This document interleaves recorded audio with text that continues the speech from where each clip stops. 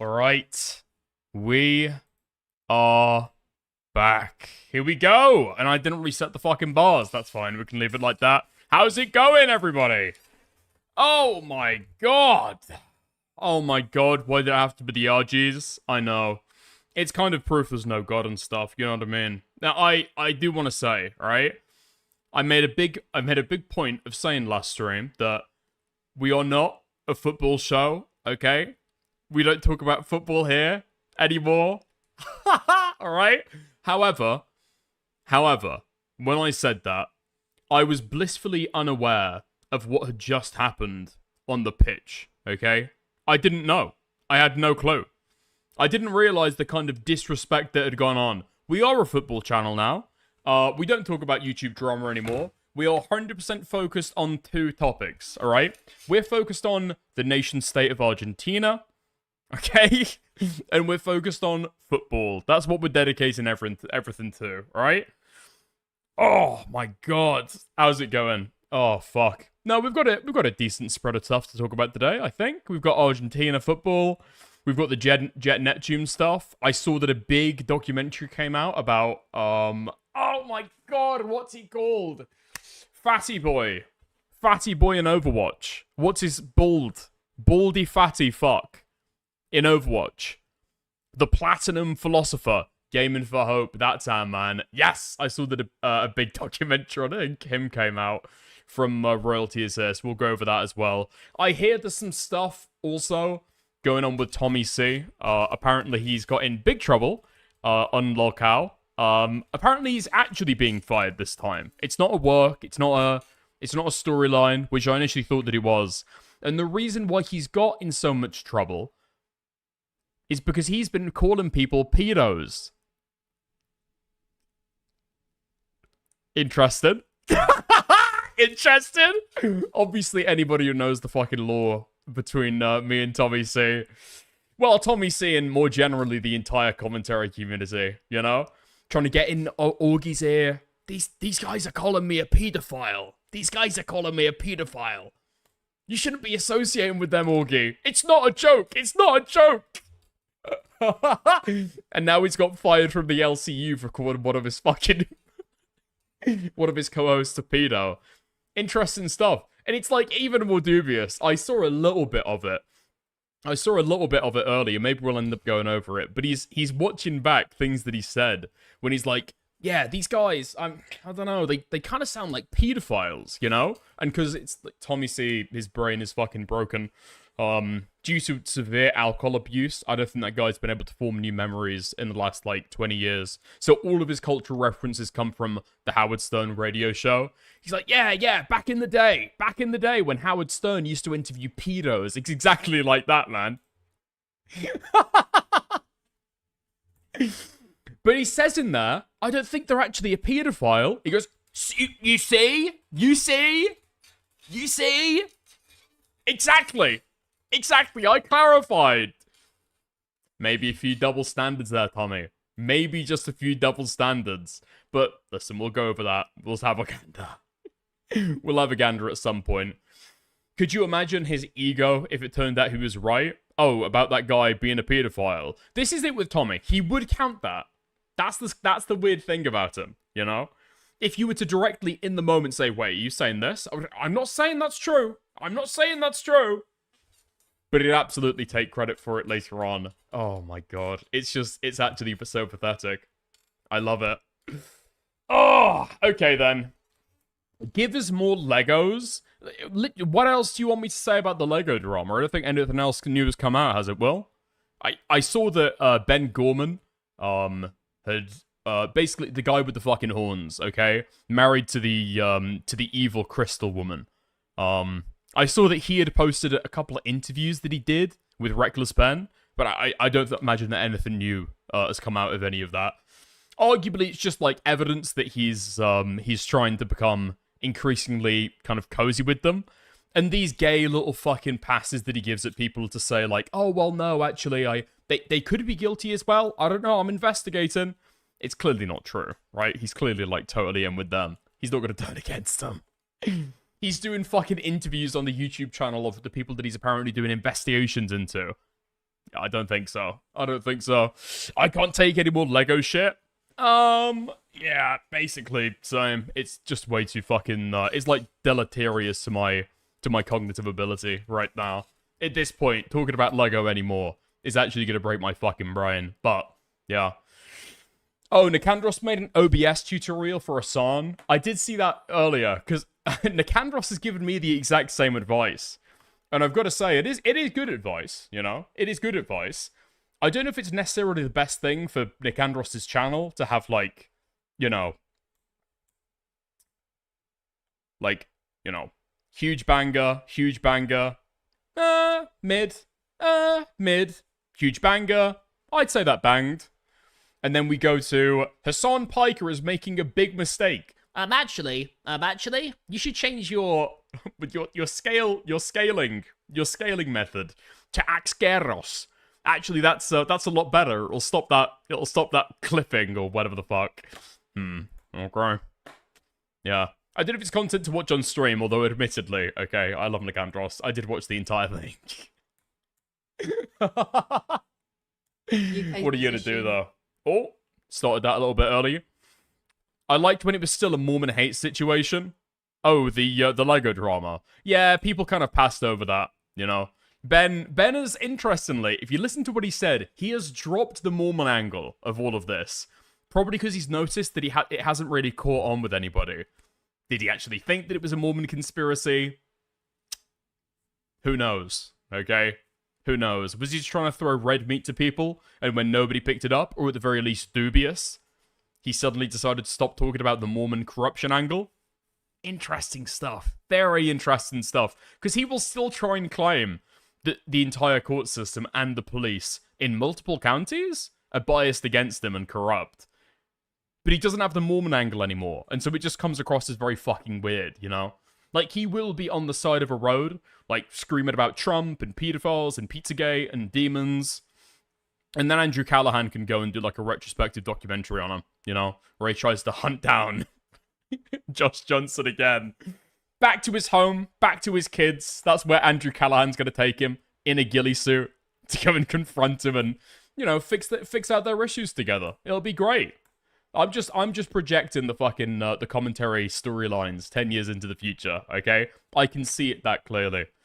Oh my god. Do you think Ben's other content is equally full of falsehood? Fuck me. I was thinking of doing a retrospective at some point, but I just couldn't be fucking arsed. Because you do have to get quite invested in it, to be honest, okay?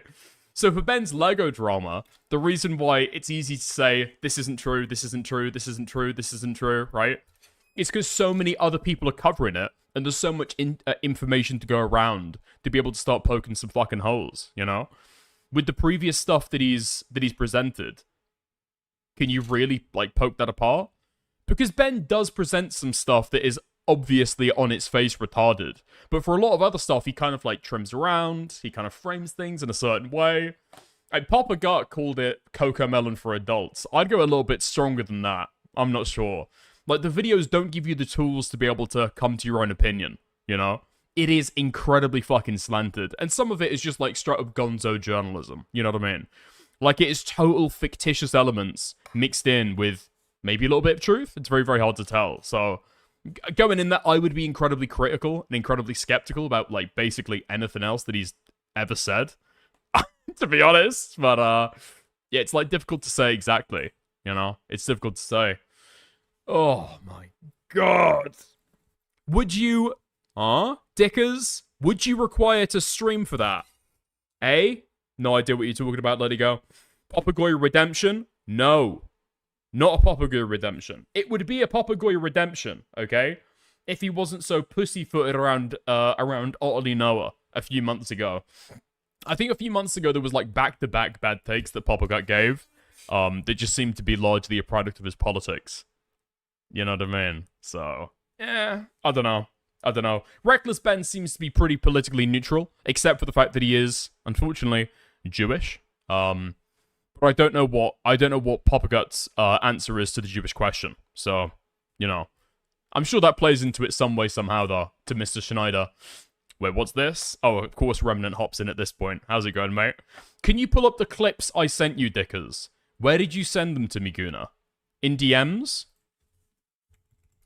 Guna42. Stickers in his ass is unbelievable.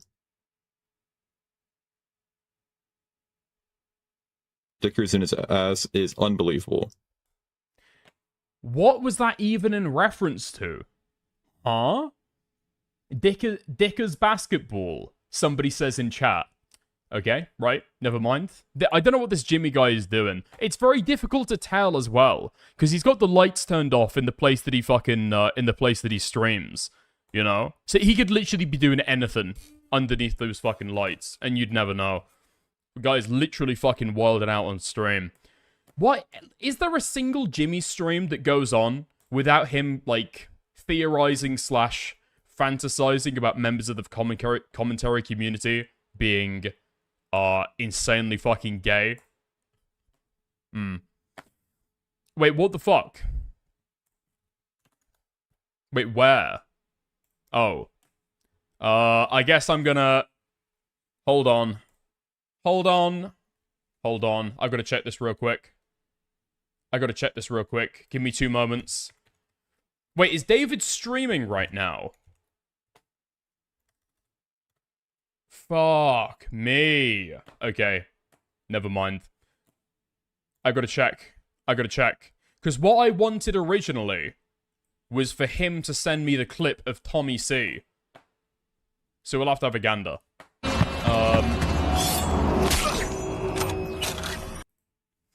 Oh, okay. No, I don't need it right now. No, you're good. Okay. Never mind. Fuck! I thought that David would be free to be able to send me the edit. The Tommy C edit is lost time, I think. I don't think it exists anymore. It got posted on David's on David's Twitter. That has since been taken down. And so I don't think the Tommy C meme edit exists anymore, you know? I might still have something. Hold on. Let me double check. Desperate times calls for desperate measures. I might be able to pull something out of my sleeve. And then I fuck my daughter! And then I... Tommy? What? Whoa! And then you what, Tommy? You do what? And then I fuck my daughter! And then I fuck my daughter! You can tell he's excited about it as well, because he keeps on fucking repeating it over and over and over again. Very fucking sick mind that this guy's got. I don't know why people let him anywhere near commentary. Very, very strange. No, you're right. It is just like Howard Stern. I am kind of like Howard Stern, you know? Little edits of people, little clips, making them sound goofy. Tell me that's not Howard Stern, alright? Eat your heart out. We'll get to that later, though, okay? Maybe that's, it's not quite a stretch goal. If we've got enough time, if I'm not bored by the end of stream, we'll go in and you know, beat the dead horse that is Tommy C. Right. First of all, incredibly important, though, we are absolutely getting to the Argentina situation.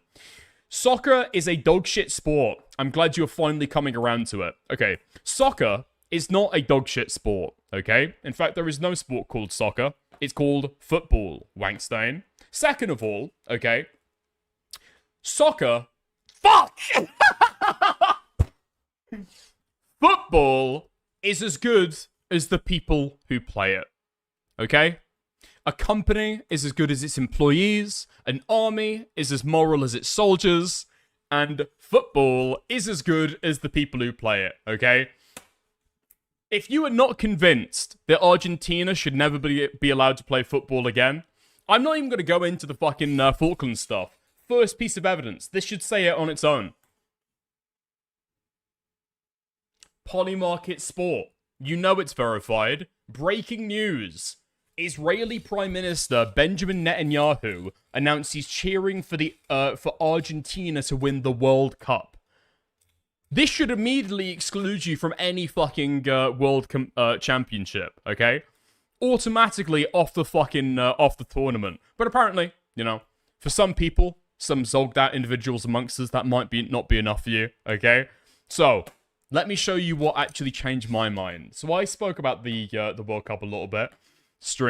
On stream the other day. Now, I had just came away from watching that match. Don't really remember too much of what happened now, if I'm being honest. It's all kind of a blur. Don't ask me for any details. Okay? But as I pulled myself away to come and stream, okay, what I missed was this. Ooh.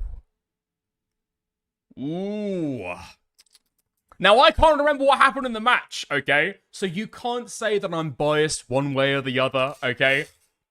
But let's just say this, right? Harry Kane wasn't able to wear his flag band, you know? The flag band to represent the LGBT rainbow flag, right? Yeah. Harry Kane wasn't allowed to wear his fucking flag band, but the entire Argentinian team are allowed to do this. Don't think that should be allowed. Alright? Do not think that should be allowed. And of course, every time that Argentina and the UK go head-to-head in anything on the fucking world stage, of course you got the fucking edits. I will not negotiate with criminals or thugs. The Falkland Islands belong to Britain. If you want to know my basic take on the whole Falklands Island stuff, okay? Since we're giving takes, this is the one time that I will just defer to Maggie Thatcher. I will not negotiate with criminals or thugs. The Falkland Islands belong to Britain, and I want them back.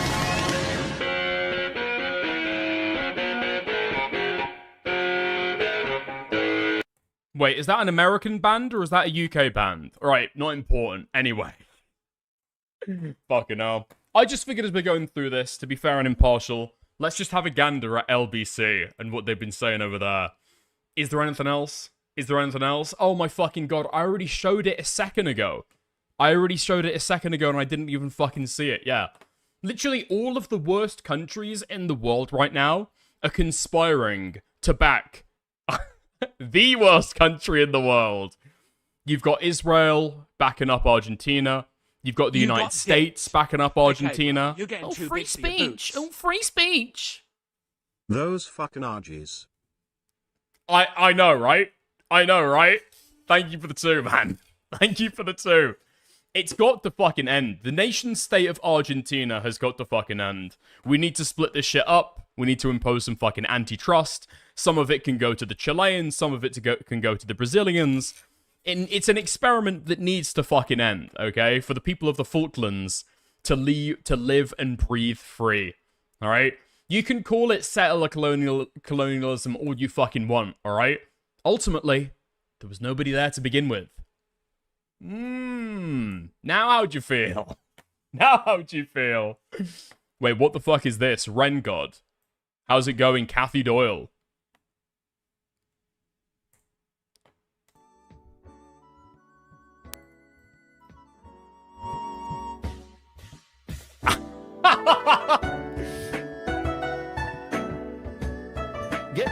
Ils sont tous partis là-bas après. Hein.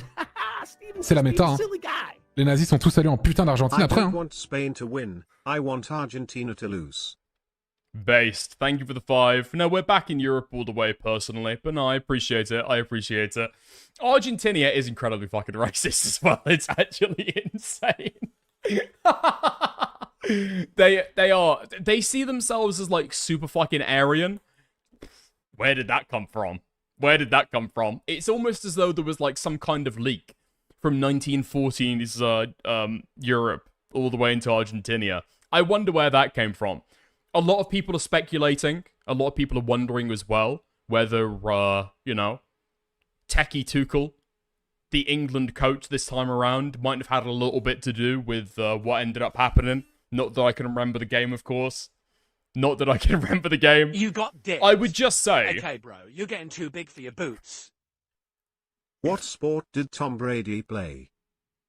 American football. Thank you for the 2. I would just say, okay, if you were to go and prove that Thomas Tuchel was biased in favor of the Argentinians, I would possibly say that Argentina might score, and then he might take a totally defensive position against possibly the most aggressively forward team in the entire competition, okay? Again, I haven't seen the match. I don't know what happened, all right? My memory is very, very hazy of this. But that's what I would predict would happen if Tommy Tuchel was on it. All right? Fuck it. All right, we've rambled about for a fucking enough now. We've rambled about for enough. Let's get to some of the fucking LBC coverage. Let's go. Argentina, banned from the World Cup, banned from football permanently. We need UN sanctions. What NATO did to Libya, we need that in fucking spades, okay? UK's position remains the same. The Falklands are British and they have right to self-determination. That remains the position. Just some friendly So football that is banter. Absolutely remains unchanged. I know there's a lot of focus suddenly on all of these things again because of the football match, but actually we should concentrate on the football match. That's what's important this week and not get distracted about things that simply have not changed and are not going to change as well. So let's focus on the football. I want to get your perspective on this photo that's caused a huge amount of controversy already. Las Malvinas son Argentinas. What do you make of that as an English person, presumably, if you're listening to this? Argentina's footballers, men's football team, celebrating making the World Cup final by proclaiming that our Falkland Islands, which voted 99% to stay British, which we went to war to defend, are Argentinian. How disgraceful is that behaviour and what should happen to those players? And I said it was two. I've just seen a different photo from a different angle, which seems to show quite a lot of the squad, including Lionel Messi, holding that banner and laughing and joking. Absolutely outrageous. Can you imagine the reaction Disgusting. if England players had done that? Got through to the final and unveiled a banner that said the Falklands Islands are British. There would have been uproar, and rightly so. It is a disgraceful, shameful politicisation of a football tournament. And if FIFA want to dispel the idea that they are up there with the most corrupt organisations on the face of the planet, every single one of those players that hold that banner should be given a 5-match ban. A 5-match ban? No, fuck it. Actually, no, I'm going with that. I'm going with that. 5-match ban, absolutely. They're not even allowed to qualify at the next World Cup. That's the kind of tact that we need to have with this, I think. And this is time sensitive as well. You know, this is time sensitive. I'm pretty sure the England-France game is happening tomorrow at 10 p.m. UK time. We've got to turn this shit around pretty fucking quick if we want to see anything done on it. 1 Argentine peso equals 0.00050 pounds. I saw some shit the other day that the Argentinian peso is now worth less than a fucking roebuck. It's pretty bad, innit? Okay? It's pretty bad. You might think that we're, like, beaten up on some third world country. British Empire, baby. Shouldn't they? Ollie says I'm not going to apologise for it, and I'm not going to fucking deny it either. they won't face a lengthy ban. We're doing what we do best. And Ben, Argentina is the FIFA favourite. This has already been well established statistically prior to this game, with the number of penalties awarded and yellow and red card to foul ratios as well. The Falklands, he says, are not up for negotiation, Ben, not now and not ever. I'd say not. This is a Taiwan situation. We need to restore the Falklands. I think what should actually happen, okay, is I don't think anybody's ever tried to do this before in world history. It's a pretty ballsy move, but I reckon we should probably have like intercontinental ballistic missiles stationed on the Falklands. I think that's the only way to make sure that they're going to be safe into perpetuity. You know, like I know it's a ballsy move. Nobody's tried it before. I think putting nukes on the Falklands is the only way to secure them. Not ever, Ollie. I would say if there becomes a point where the Falkland Islanders decide they don't want to be British anymore, then as a matter of democracy and self-determination, that perhaps is the point at which it's up for discussion. But given that 99.8% of them recently voted to stay British, then what you have to conclude is that those Argentine footballers and the government ministers that have been echoing that kind of sentiment ultimately don't believe in democracy or the right to self-determination. Well, that's not really true. We shouldn't pretend like this is an actual issue. Nobody actually wants that desolate rock. No, the Argentinians do. No, the Argentinians absolutely fucking do. It's like a point of political pride. Just go and look and see what Argentinian people are saying about it, dude. They're talking about learning about the history of Las Malvinas and crying as a child. Not only are they totally out of step with international law, okay? not only are they romanticizing a military hunter's actions, they're also total fucking F-slurs about it as well. It's the worst combination of things. Oh, and also the Britain absolutely does care about it, right? Nobody's going to talk about this stuff because nobody wants to go into this kind of detail. When you go for this kind of argument, you've like automatically lost. But it's a very kind of like valuable piece of land for the British to occupy, being totally realistic about it, okay? It's Britain's, it's like a really good spot at the south of South America. It's like really fucking dominant. We've got a military base there. It's cool. It's cool. What they do believe in is subjugation colonialism, even though I'm sure the footballers are too ignorant about the situation to understand. Like, if we lose the Falklands, we have to fall back and rely on who? Belize? We have to rely on Belize to do what we fucking want? No, thank you. Not interested. More of your calls to come in just a moment. Your response to what we've seen tonight, England v Argentina, the footballing side of it, and now the politics, given it has... Dickers, what did you do with the natives? The natives of the Falkland Islands? Well, given the fact that I'm pretty sure there were probably Welshmen in the first British infantry sent to the Falklands, I'm pretty sure mass rape, if I had to guess, you know?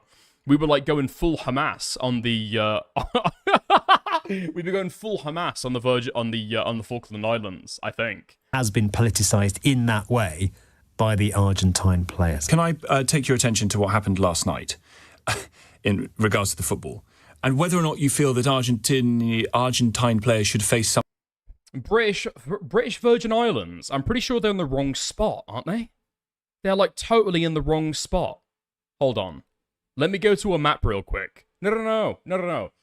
The British Virgin Islands are like in what is it? It's like Central America, you know? The Falklands are all the way at the other end of the tip, mate. No. We need the Falklands, okay? We need the Falklands. Also, people suggesting that we can rely on the US. Maybe you've not been paying attention to the news for the last year, okay? That is long gone. Some sanction for waving a banner that said the Falklands are Argentine. Well, certainly one of the central tenets of the World Cup is that politics is kept separate. What they did was entirely inappropriate. It was, of course, offensive to us, and I suspect lots of other people around the world who just wanted to watch the football. But no fucking way we've got the Business and Trade Secretary for the UK government talking about this right now. Oh my god, I love it. That's now a matter for FIFA. It was an undignified... Do you trust that this is an organisation that's going to follow through on the rules that they've put down, Secretary of State? Well, they must. They must. I believe that they've said that there will be an investigation into it, but there must be an investigation into it. And let me pay tribute to our footballers. They have shown dignity, perseverance, and real professionalism and skill all the way through this. They have done us proud in the way they play football, but also representing the values of England through this World Cup. That is something which is in stark contrast to what we saw last night, and it made me ever more proud of our team. Of course, I was completely gutted that they didn't win and take us through to the final step. But my pride in them is certainly maintained and even increased in the face of what they are up against. This comes in from Colin in Wimbledon. Ben, you sound pathetic calling for a 5-match ban for all the players from Argentina for holding up a banner that you don't agree. Oh my god, I'm already hearing, I can smell the fucking American opinions percolating in the chat right now. I don't care. If you win the World Cup, it's time for bans. They didn't win the World Cup. The World Cup is still ongoing. There are matches yet to be played. Oh my god. Agree with. Get over yourself. The best team. Oh, wait, hold up. This comes in from Colin in Wimbledon. Ben, you sound pathetic calling for a 5-match ban for all the players from Argentina for holding up a banner that you don't agree with. Get over yourself. The best team won tonight. If you can't handle the banter that goes with football, then maybe you should avoid it altogether. If somebody wrote this in chat, I would just probably ignore it. And if somebody donated to it, I would probably also try to ignore it. Literally, how do you come back from this? You've just advocated they need a 5-match ban, which I don't know if that has ever happened before. It's like unprecedented. It's not about banter. It's not about sour grapes. It's about consistency. and it's about fairness and justice. When Harry Kane wanted to do something as simple and innocuous as wear a rainbow armband in solidarity with LGBT people in places like Qatar, where the last World Cup was being held. Let's go! The flag band! He knows the talking point. FIFA said, if you do that, it's an automatic yellow card. And if you continue to do it, it might be even more. So England had to back down. They couldn't show their solidarity with oppressed LGBT minorities because FIFA said that's overtly political, and if you do, straight away yellow card. So if something as relatively innocuous, or completely innocuous, I would say, as wearing a rainbow armband is a yellow card, then what do you think the suitable punishment should be for an entire squad celebrating a World Cup semi-final win by making an incredibly inflammatory, offensive and seriously kind of diplomatically problematic statement like declaring that the Falklands Islands are Argentinian? I say again, if a rainbow armband's a yellow card, what do you think a suitable punishment for that should be? 5. Is a yellow card the same as a 5-day ban though? Why not argue for yellow cards then? I'm not arguing for yellow cards. Fuck the yellow cards. I'm arguing for a permanent ban from world football. Yeah, we need to like stop relations with Argentina. Totally pull all of our fucking diplomats out of there, okay? It's going to be a long time before we normalize relations again. Why not argue for yellow cards then? Realistically, when you actually come down to it, I don't think anything is going to happen. Partially because it's Argentina and FIFA is biased in favor of them. And then probably also because it's so late into the World Cup, they're not going to want to tip the scales there any which way. You know what I mean? Matches. Do you think that there's a chance that half of the RGs are getting banned? Well, in my heart of hearts, I'd want them all banned because I believe that they were all conspiring to do it. But I don't think there's a chance that half of them would get fucking banned, no. Would be a let-off, if you ask me. I was thinking... Wait, a 5-match ban would be a let-off? Rainbow armband's a yellow card. What do you think a suitable punishment for that should be? 5 matches would be a let-off, if you ask me. I was thinking that, we were hoping that the Argentines would make this about sport rather than about politics. But seeing as they chose to make it all about politics and about the Falklands, let's make it about the Falklands. I believe that there are at least 3 Argentinian players who play in the English Premier League. Romero, I think Martinez and McAllister. Take it on the chin, you fucking pussies. No. Listen, Ragemongerer, this is how it's being played right now. We've just got out football season, okay? And we know how to get a fucking referee decision, you know? Whatever the infraction is, no matter how slight, okay, you're in a competition, it's time to start, rolling around on the ground, screaming, holding your fucking knee, just to get a little bit of attention. Stop the match. Make sure that a referee has to make a decision about it. That's all we're doing, okay? That's all we're doing. If they want to unfurl a banner effectively mocking the deaths of 255 British soldiers, let's respond in kind. Wah, cry harder. Listen, crying harder is a skill in football. You don't get it. Revoke their visas and right to play here and boot them out of the country and out of the Premiership permanently. This is because for listeners who might not have seen this at the end of last night's game, in their celebrations, the Argentine players unfurled a banner that said the Falklands are Argentine. They're not allowed to make political statements. FIFA has very clear rules about political statements. You're not allowed to wear various armbands that suggest... To be fair, if they're living here on a fucking visa, they have chosen a particularly bad political climate to start doing this shit, man. England, I'm pretty sure that England is just straight up taking away citizenship from dual nationals who commit crimes here now, right? If you commit a rape, if you do a rape, and you've got British national, you're a British citizen, and you're a citizen of another nation. I'm pretty sure we're just revoking people's citizenship now at this point, aren't we? Maybe that only applies to Muslims. I've only seen people talk about it applying to Muslims so far. Maybe it applies to Argentinians as well. Just solidarity with this cause, that cause, or the other cause. Andrew, if FIFA are going to be honest and accountable, those players should be banned from the rest of the tournament. Well, not only, as I say, not only from the rest of the tournament, they should be banned from ever re-entering the United Kingdom. You would revoke the visas of three Premier League. I would absolutely do that. I think that I really do think it's time this country stopped being a patsy for those who hate it. And it's quite clear that you cannot have, on a wider note, you cannot have normal diplomatic relations with Argentina, given the language this week. So, yeah, let's make sure that those who make their very handsome living, courtesy of English football, are no longer allowed to do so, and that's just for starters. Listen, Andrew, I'm as upset as anybody about all this, but I don't think you can start revoking Argentinian players' visas who happen to play in the Premier League for this. I think that's... I wonder whether, if you don't mind me saying, you're feeling the hurt a little too much this morning. I don't think that guy's feeling the fucking hurt enough. Listen, this is what I want happening to any planes traveling over UK airspace that have Argentinian players on board. I what I said. Listen to what I'm saying now. Disengage, repeat, disengage. Mom? He's going to play for Manchester City. Violet! Mayday, mayday! India Golf. We're going for the female footballers as well. Niner buddy spike. Abort. Alright, never mind. But that's the kind of firm hand you've got to have with it, you know? Unfortunately for them, this is war. No, not at all. I stayed up last night and I was watching a few YouTube videos about the war, and I mean, I'm old enough to remember it. I lived through it. Hang on, did you watch the game or just the? I watched the game. I watched the game in the pub, and then when I got home, you watched loads of videos about the Falklands War. I certainly.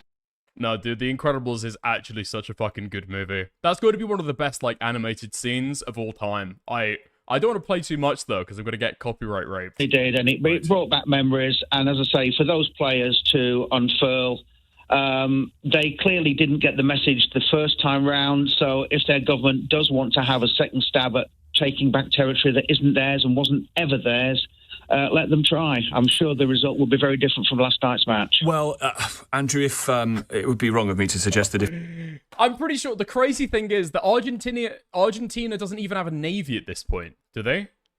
I'm pretty sure that their navy got destroyed during the Falklands War in the 80s, and they've never rearmed. Have they?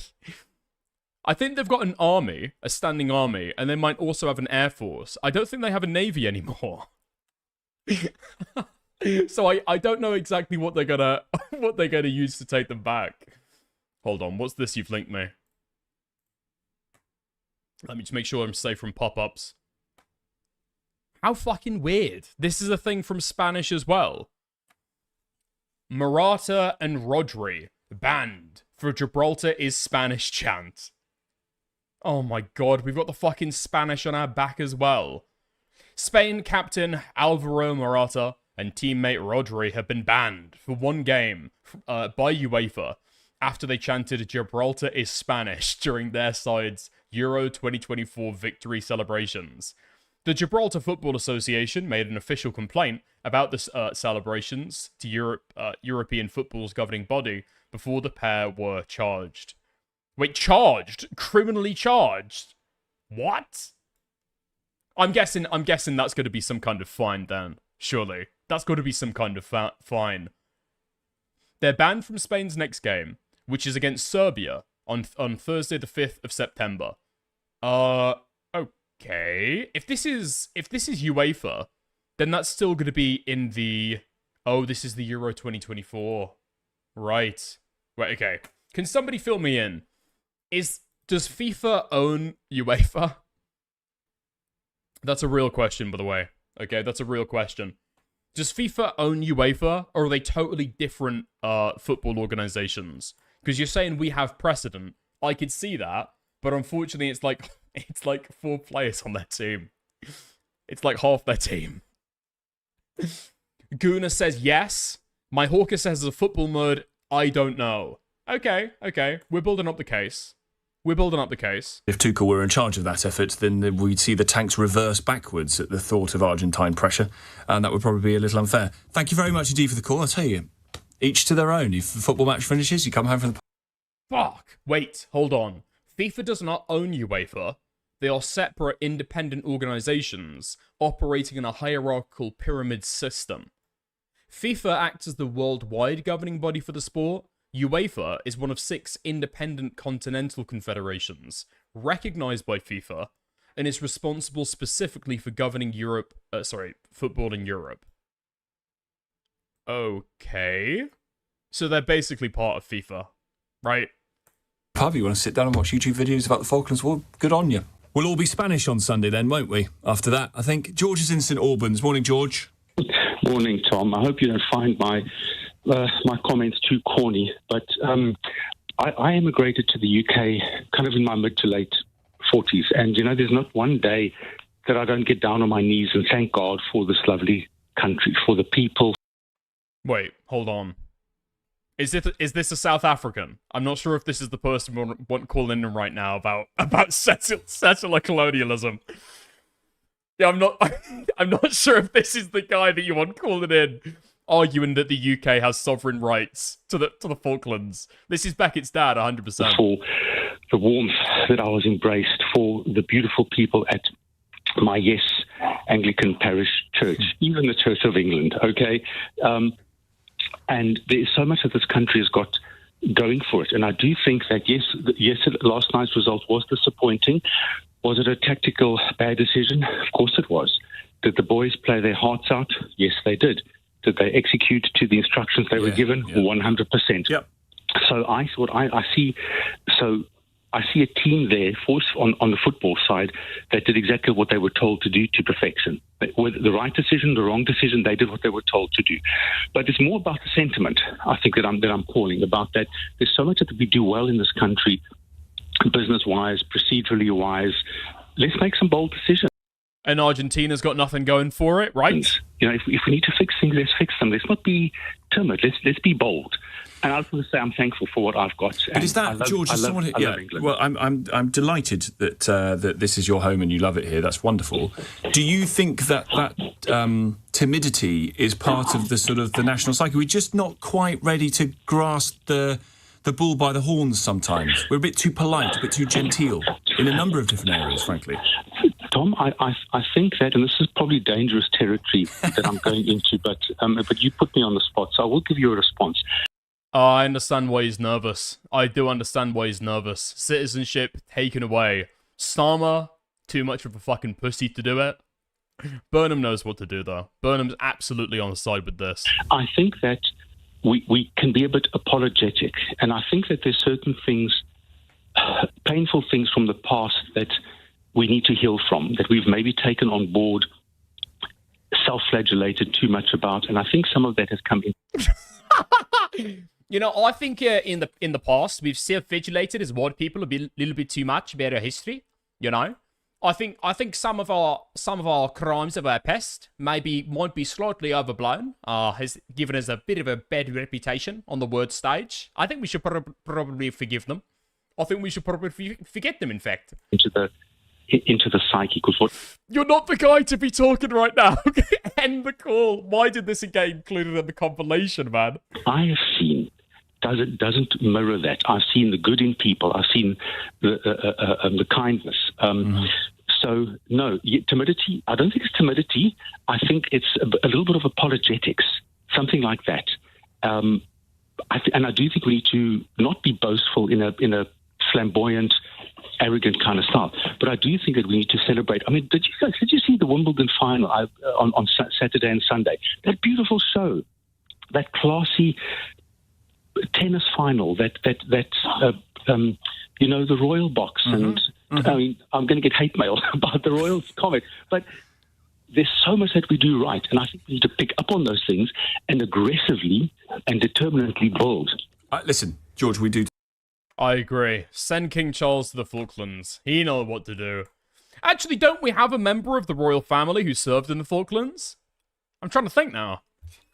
Don't we have a member of the royal family who rather infamously served in the Falklands, suffered terrible injuries coming back from it, Left, not being able to sweat. One of those very basic. I think that's what we should do. This guy's living in fucking exile in his own country right now. I think it's time to send Andrew over to the Falklands, He's got to be stationed right out there over the coast Not in a warship. He doesn't deserve that. All right, in a little dinghy. We're learning from our enemies. We're taking their technology. Okay. We've got Prince Andrew out there in a dinghy, keeping watch over the Falklands. I think that's the way that we sort this out. I really do. I really do. You may have Messi, but we've got our own pedo. That's very true. You may have a famous pedo forward, okay? But we've got an amazing pedo defender. You're never getting past him. Alright? Alright. Wait, what? Oh my god, of course. Lionel Messi reportedly dated 14-year-old... Fuck me. Okay, bro, you're getting too big for your boots. Macarena Lemos. Inbox smile. Thank you for the 2. Reportedly dated 14-year-old Macarena Lemos in 2006 when he was 18. Oh my god, it's a Southpaw situation. We've got it here. It's a Southpaw situation. 18 and 14. How the fuck does that happen? This relationship has sparked debate due to the age gap and Argentina's age of consent laws, though no recent incidents with a 14-year-old are reported. Damn. Interesting. 14? 14? What is the Argentinian age of consent? Argentina, age of consent. But it's also filling to 13 right now.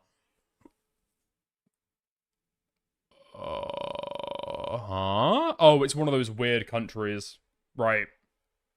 It's one of those weird countries where technically the age of consent is 18, but then it's statutory rape under 13, and there's special protections apparently for people aged 13 to 16. Some US states have it as well. It's so fucking gay. I mean, maybe it's good, maybe it's a better, like, more thought through age of consent system. But it's very, very hard for me to understand where the line is. No, okay.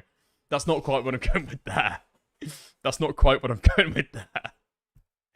Never mind. He's been playing in Barcelona... Wait, playing for Barcelona in Spain since 2000, by the way. How does he know an Argentine 14-year-old? That's a good point, actually. Okay. Yeah, that is a little bit odd. That is a little bit odd. Alright, there we are. You know. I think Messi needs to be tried in The Hague for his paedophilia. And I think the Argentinian football team needs to be, like, shot down from the skies or something. Something needs to be done there. Oh my god. Thank you, QQ, for sending me this amazing link to Trump talking about the World Cup. Jesus fucking Christ. They seem to...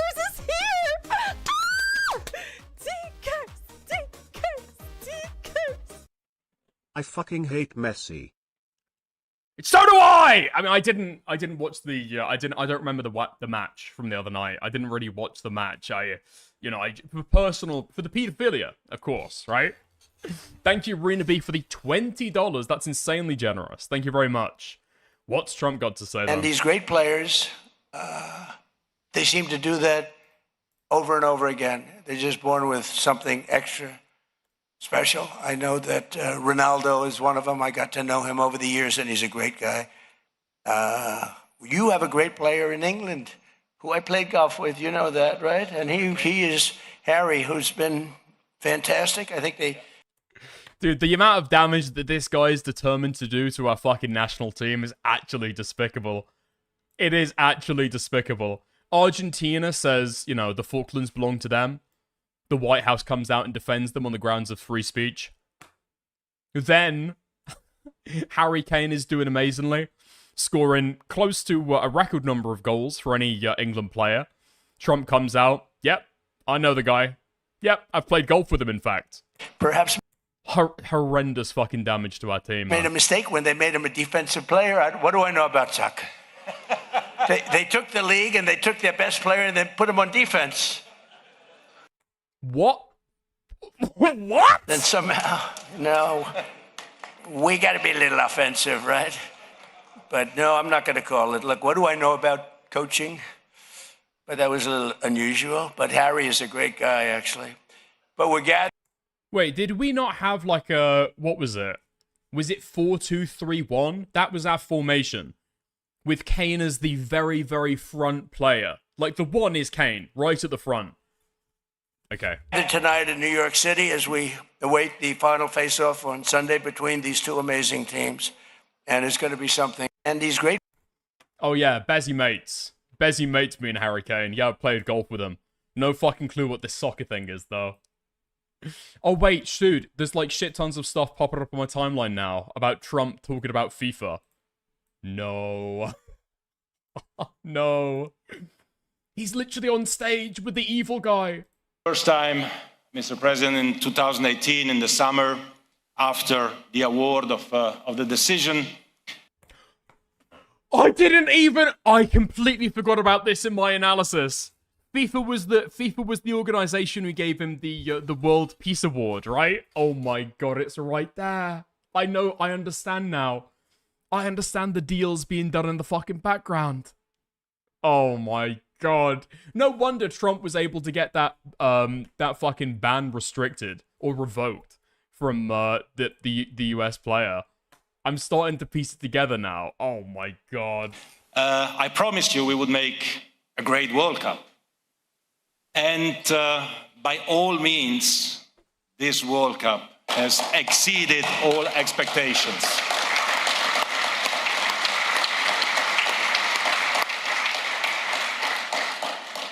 Full stadiums, 7 million people in the stadium, tens of millions in the cities in America, in Canada, in Mexico, billions in front of their TV, everyone enjoying the game with happiness, with joy. Not everyone. All right. Nice. There we go. I think that's about it. I think I'm, like, footballed out. That's about... I can't really take any more of pretending to know the ins and outs of football, okay? That's all I've got in me. Wait, hold on. Last little bit. Let's go. 3 lines on a shirt. All right, fab. Like the NBA giving Barack Obama a peace award, lol. They're allowed to do that, okay? When that sports organization gave a peace award to Obama, that was based, actually. No, that was pretty based. I mean, did they ever... Was that like a regular thing that they did? I'm not sure. I just know that FIFA invented it to give it to Donald Trump after he was, like, crying and bitching and moaning that he wasn't...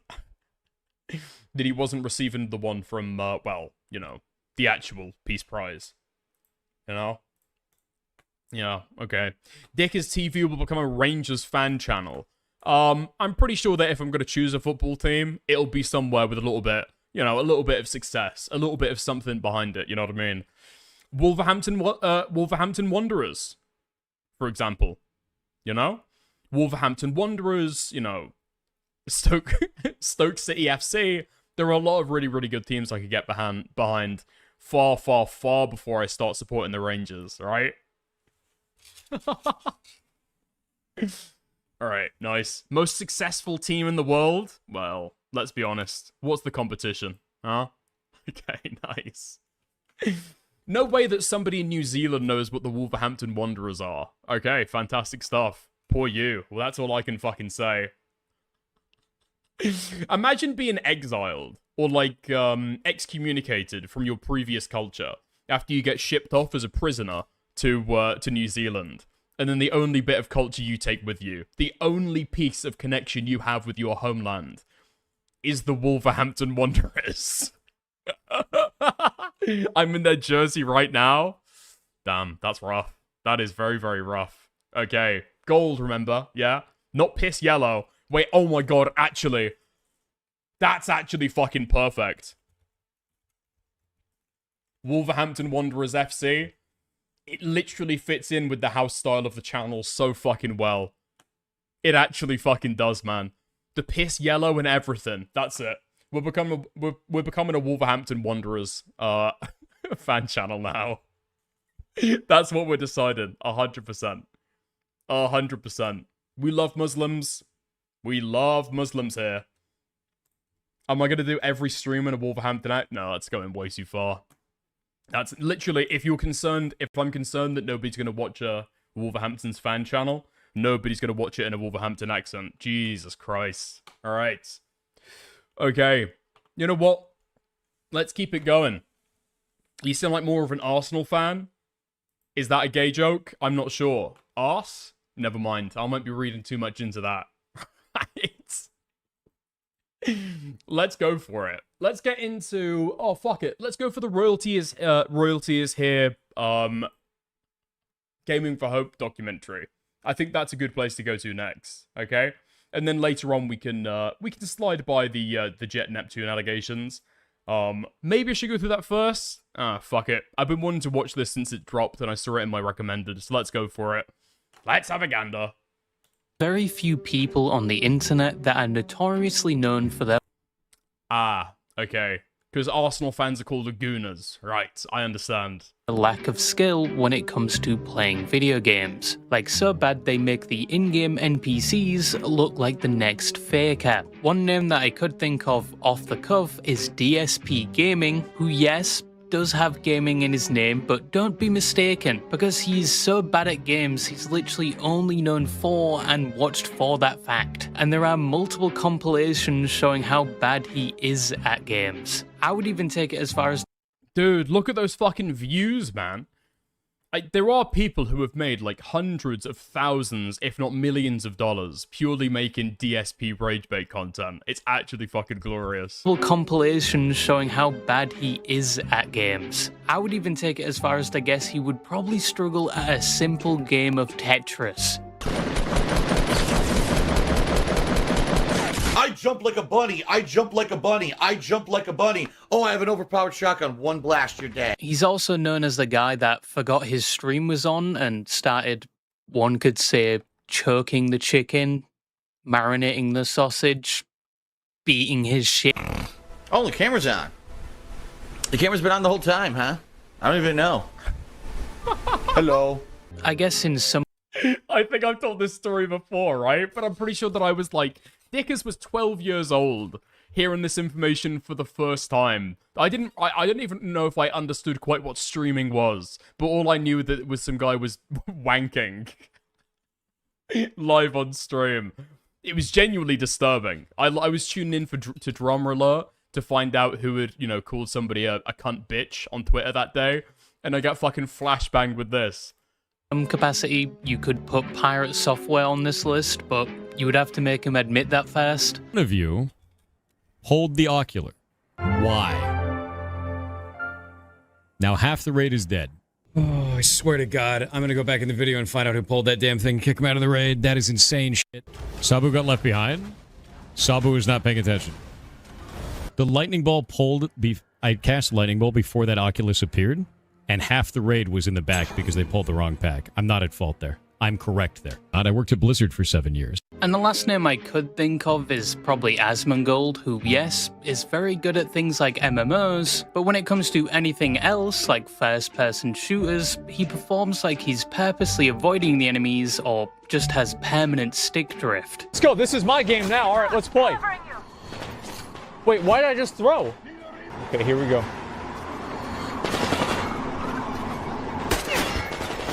Wait, where is he? Okay. Is he dead?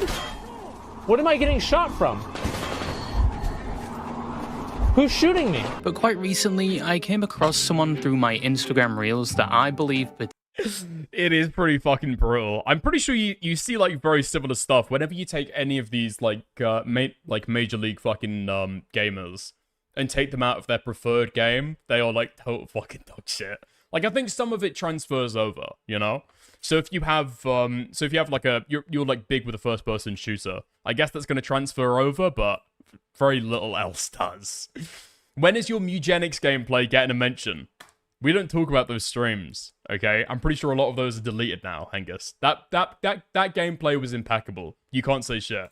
Potentially outdoes all the entries on that list. Yes, there is someone that is potentially worse at games than even DSP, and he is known by many names. Some call him Overwatch's worst player and content creator because he was mainly known for the way he played Overwatch. But some also called him the hard-stuck platinum god because despite the amount of hours he put into the game, it took him a very long time to get out of platinum as a DPS or tank. with it apparently taking him actual years to get out of Platinum rank. Yeah. He was a Grandmaster when it came to healing though, which says something about your average Overwatch healer, but he was in Platinum for so long and was so— Wait, really? I had no fucking clue about that. I thought he was just dog shit overall. What? That's unfair. He's slightly above average. Slightly above average overall, sure. But for somebody who's like dedicating a decent portion of their life to playing the game, I don't really know. I think you'd expect higher than Platinum, though. No? so well known for his gameplay that in one— The embarrassing part is that he wants to be pro. I actually don't know why he didn't decide to go pro with a class that he's actually good at, you know? If he's good at healing, go with fucking healing. Or no, actually, I'm fucking remembering this lore now. It's coming back to me. I'm pretty sure that he read on a Reddit guide about how to become pro that pro gameplay had a total dearth of tanks, right? And so a bunch of people wanted to become tanks to be able to get into like professional Overwatch a little bit better, you know? Or a little bit easier. one case, he was granted the oh-so-prestigious title of the Austrian painter with a funny mustache of Platinum. And that person's name that I'm going to be speaking about today is Gaming for Hope. Oh, that's a big minefield. Man. But we got the point. Gaming for Hope hits crazy grav and activates German stare. Gaming for Hope is someone that is primarily known for the— It's so fucking good. It is so fucking good. Like, if you've just watched Gaming for Hope A-Login through Chud's stream, you have missed so fucking much of this stuff, man. The Overwatch community fucking hates this guy. There is probably like tens of thousands of hours of TikToks that have been made cataloging this guy's gameplay. Where he plays games like Overwatch, more specifically how objectively bad he plays them, despite his content mainly being about improving in games and being outfitted with the latest tech like a gaming sleeve. And on top of being known for being bad at the games he plays, he's also known for his reactions when he does play bad, like blaming his team. No. Get out.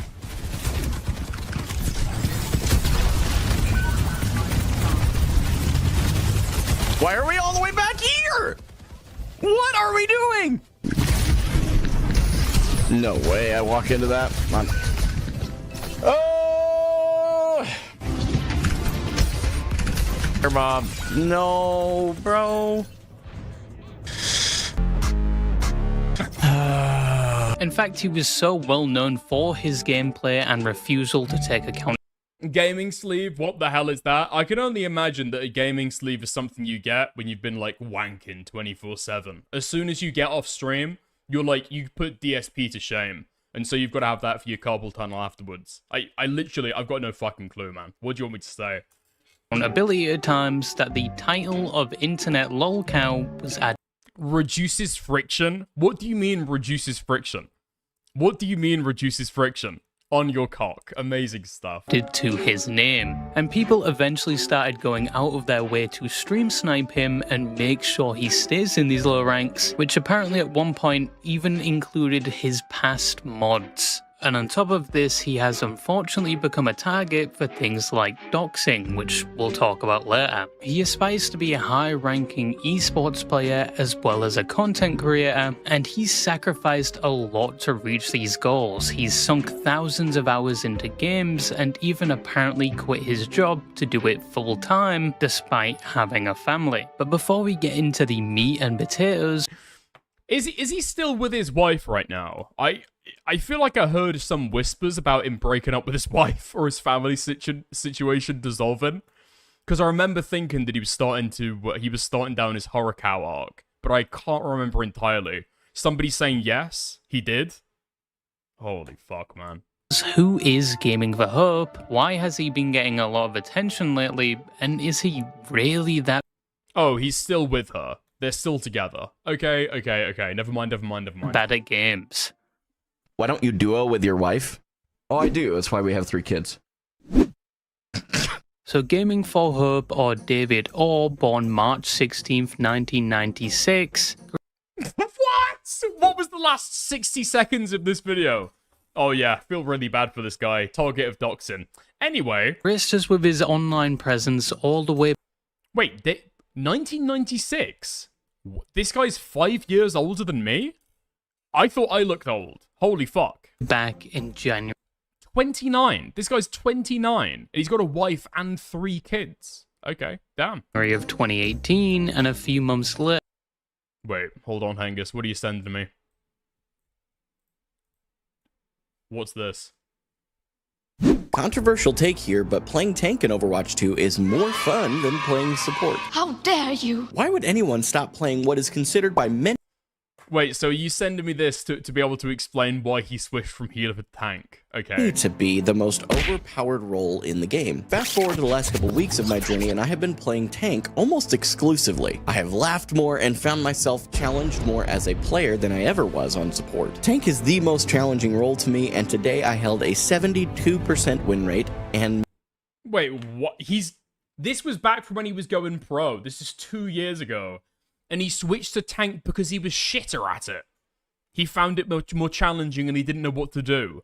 And that was his idea to go pro. If you want a challenge, like, chop off your fucking fingers. I mean, like, try and play Overwatch with no thumbs. If you want to give yourself a real challenge. What are you doing? You're clearly good at one thing. Stick to that, man. This guy, I think he's intentionally baiting some kind of divorce, you know? I know that Gaming for Hope is in with some commentary guys. I know him and Himpleton. Himpleton's, like, stretching out his disgusting tendrils and becoming friends with a bunch of these people. And he had, like, a friendly interview with Gaming for Hope. So I don't know if I'm treading on any toes here, okay? He wants his wife to fucking leave him. I swear, that's literally the only fucking, the only explanation that I can give. Okay. He would make his YouTube channel. He did have a YouTube channel before this, but he deleted it for unknown reasons, and he does mention it in his first video on his new channel, but refuses to elaborate. Today, of course, will be the very first video log that I have probably ever done. That's just kidding. I used to have a YouTube channel, and I've done that before. We deleted that. We don't talk about those days. However, at the start of this new YouTube channel, he wasn't known by the name everyone knows him by in the current day, because when he first started that YouTube channel, he went by a very similar name, Gaming for God, which if... Did Dickers ever cover his video about how he was forced to marry his first wife because he was in a cult? I did not cover that first video, no. I did not. If you want to send it to me in inbox, okay, feel free. That sounds fucking kino. You couldn't tell from the name alone, his goal was to bring his beliefs in Christ as a Christian into the gaming world. Now I know what you're gonna say, I can see those little microscopic cogs in your small brain rotating, because you're thinking he's exactly like Dr. Witnesser, or as he's more commonly known as, the Faithful Sheriff, which was the guy that was widely known for forcing his religion on people in Fortnite lobbies, and for some reason being really gassy. One more. Yeah, okay. one more. Got it. Sniff him out.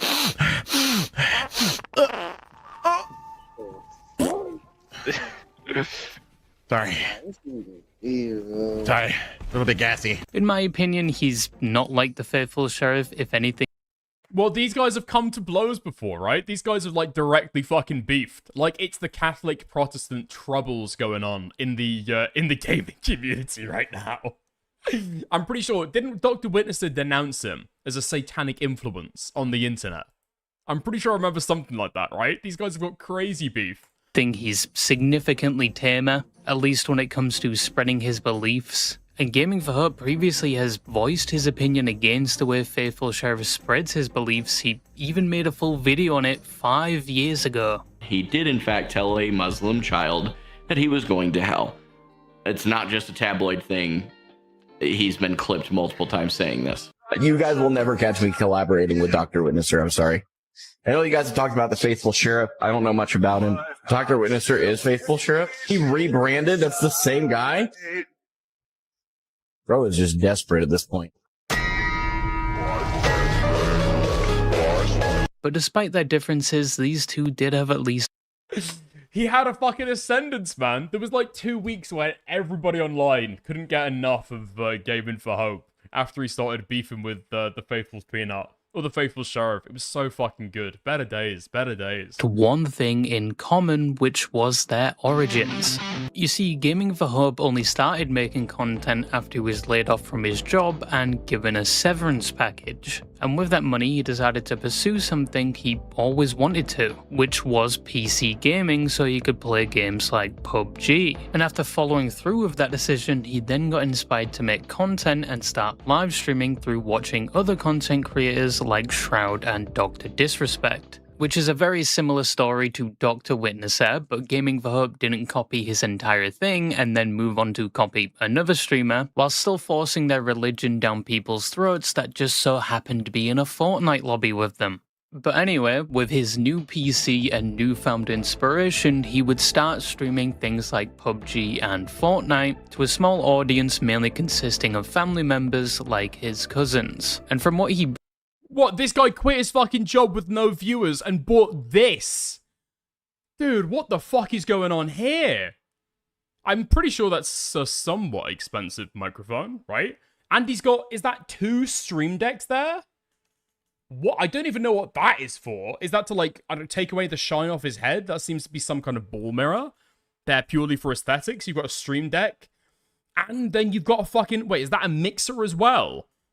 Jesus Christ, man.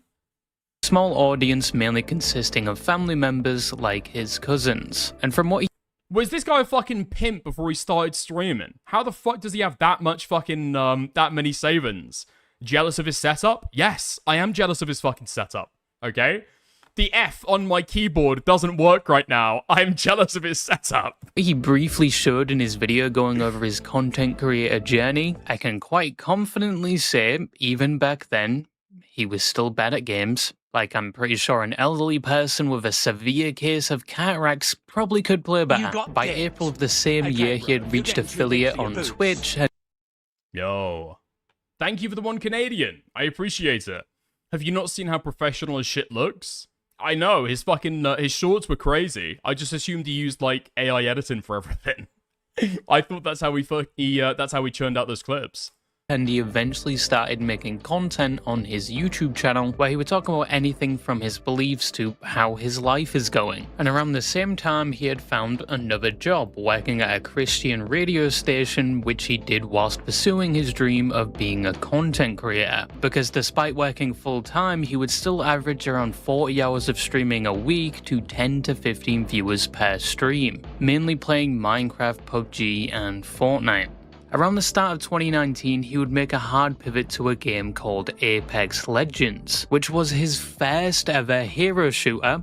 A hero shooter that still probably hasn't fixed its audio, but anyway. From his own mouth, he was apparently in the top 50 Pathfinder players in the United States for the game, but I couldn't find anything to prove that, so I guess take that claim with a grain of salt. Still spotted. What are you aiming at? What are you aiming at? He's just being a silly guy. FFFFFF. Yeah, okay, fuck you. You're just showing off now. Think of the 5. Reloading. In addition to this hard pivot at the start of 2019, he would also leave his job at the radio station, which was down to him wanting to focus more on content creation, which I don't think was the best idea in my opinion, because as he said, he wasn't making that much from content creation and he had a family, but I digress. He continued streaming Apex, but apparently found that he was getting too toxic, so he started to mix games like 7 Days to Die in his blunt rotation of games to stream. Oh my god, Gaming for Hope retrospective in July 2026. Jimmy, you've got to stop being such a fucking content snob, okay? Especially when you're on stream doing entire segments talking about how you want to fuck me in my ass. How you're apparently slobbering over my ass. Where's the clip? Where's the clip? When you cut out the fucking segments like this, then you get to be a fucking content snob. Stickers in his ass is unbelievable. That was out of context? No, I'm sure. No, I'm sure, absolutely. However, around 2021, You're telling me if I go and look, there's going to be no other mentions of my ass? Is that what you're telling me, Jimmy? We both know that's not true, okay? Made another drastic change. He actually stopped streaming because he started focusing more on video production, rebranding as Bearding for Hope. Yeah, his naming conventions could use a bit of work. Wait, this is when he quit his job? He was getting 10 average viewers when he quit his job? There's no way that's true, right? I thought that his announcement about quitting his job was all the way back in, what, 2014 at the earliest, no? Because he started focusing more on video production, rebranding as Bearding for Hope. Yeah, his naming conventions could use a bit of work. He mainly did this because he was once again inspired by other YouTubers and was more interested in things like photography and cameras around this time, even saying later on he was going through a bit of an identity crisis. But this was only a short phase because he quickly snapped out of it and went back to spreading the gospel with his streams and gaming videos, and he rebranded perhaps for the final time, going by the name we all know him as today, Gaming for Hope. When 2022 came about, he drifted away from Apex Legends and started creating challenge videos surrounding 7 Days to Die, and he would see a small spike in viewership from this. But after that, after switching from multiple games and after rebranding multiple times, he finally found his calling, the thing that he was going to be most known for, which was being absolutely terrible at Overwatch.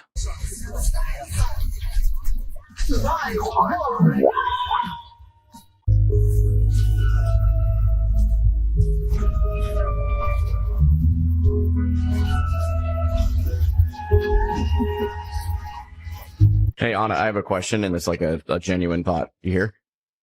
Yes. You said I sounded like Gaming for Hope, right? I did. That would be because I am Gaming for Hope. Awesome. Hope you have a You good are rest of your good game. at GG's. Good luck next. This man just has too much aura.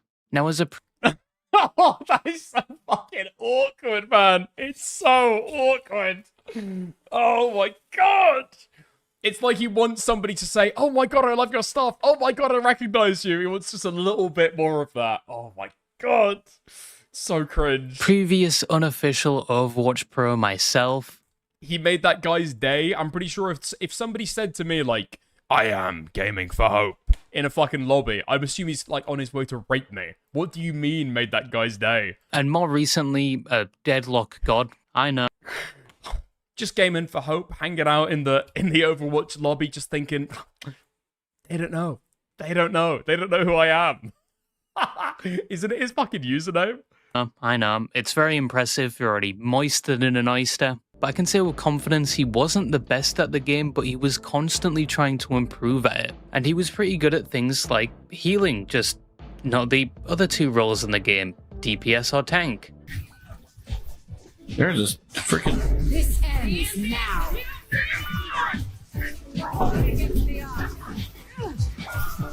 Three people stand on the fucking point after we team like them, then we fucking win. The fact But Gaming for Hope was hooked on this game, so hooked he started his most popular series in May of 2023, which was his Road to Pro series, where day by day he would document his journey to the... Wait, oh my god, thank you so much. Dickers, I can't link in chat, but if you Google Gaming for Hope lore is revealed, an Overwatch is playing, an Overwatch is played, and go to the... Okay, I'll go Navigando there, okay? The Overwatch... What you can do if you want to post links in chat, okay, is just post the very, very last bit. It's an inbox twat. Thank you very much. Pro League, because he wanted to be so good at the game he would eventually be signed to a team as a healer, the only role he was good at around that time. This involved daily... Okay. Before we go into this, I do want to talk about his marriage. Gaming for Hope talks about his previous marriage. Forced to marry a girl by his church, apparently. Was he in the Moonies? I'm mad to change. GG's. Yeah, GG's, man. I threw that. That's on me. Nah, it's alright. It's okay, you... Oh my god, this is a stream that he did. I thought you were talking about a lore video. Gaming for Hope, lore is revealed and Overwatch is played. Shock emoji. Inspire me. You've inspired me to marry a minor and have a kid with them. Ah, yes. So you're gullible. GG's to that guy, man. People are really that stupid to think that that's something that happened, man. We're gonna report that for abusive voice and move on. That's pretty gross, man. There's no need for that.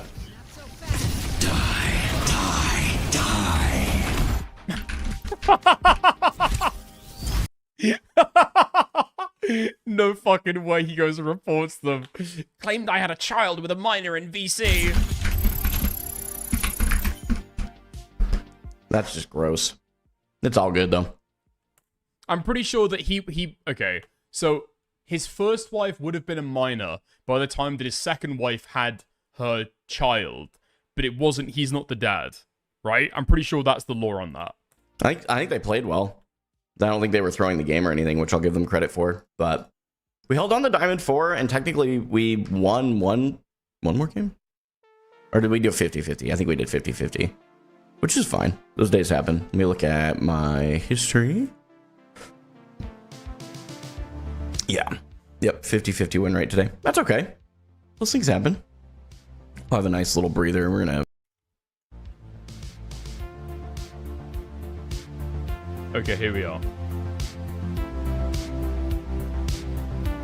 No! This guy's got the fucking gaming sleeve on!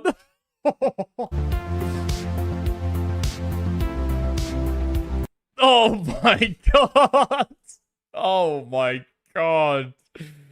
It looks so gay. It looked so gay. Like, if you're gonna wear something like this, just never let yourself be photographed with it. Holy shit.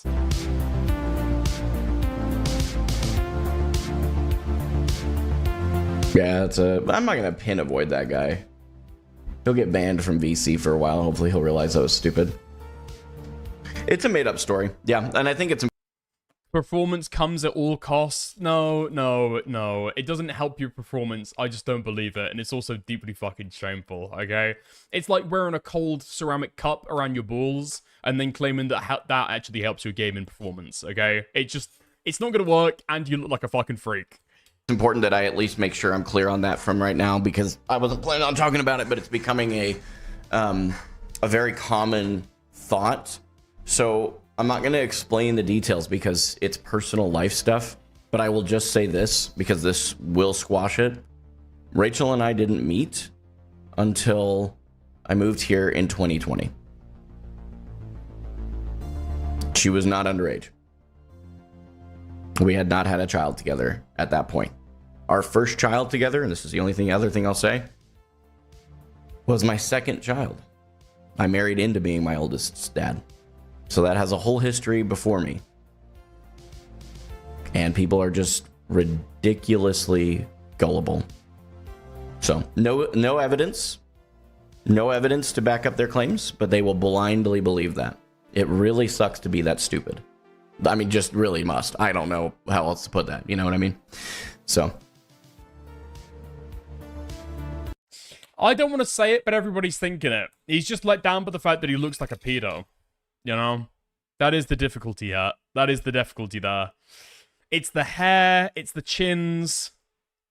It's even the lips for reasons I can't really quite describe. Maybe the jowls. I'm not sure. No, Jimmy, that's where you're wrong. You can't mirror emoji me on this one, okay? I do not look like a pedophile. I look like a gay rapist, okay? Well, I think it's important that in today's day and age, the reason I don't mind explaining that kind of stuff briefly like that, like I'm not going to go into the details of our oldest's conception, but I am going to make sure that I clear my name of that because I think that it's very interesting that people have blindly chosen to at all believe that. I'm not going to talk about Rachel's past, but I will say that I am in my second marriage, yes. No, it's not funny to say stupid stuff like that. And if you think that's funny, that's disgusting. It's not funny. We all have different opinions on what's funny and... Oh my god. Like, he's not helped by the fact that he's being a total slur about it as well. It's not funny to say that I'm a pedo. It is not funny to say that I'm a pedo. Stuff, and I'm all for humor and stuff, but we all need to understand that, like, there are just some things you don't joke about. Things like people being criminal. He starts talking about his first marriage in the next minute or two. All right, I'm going to skip past the 60 seconds then. Well, story time. buckle up, everybody. Get a drink. Right? Get a snack.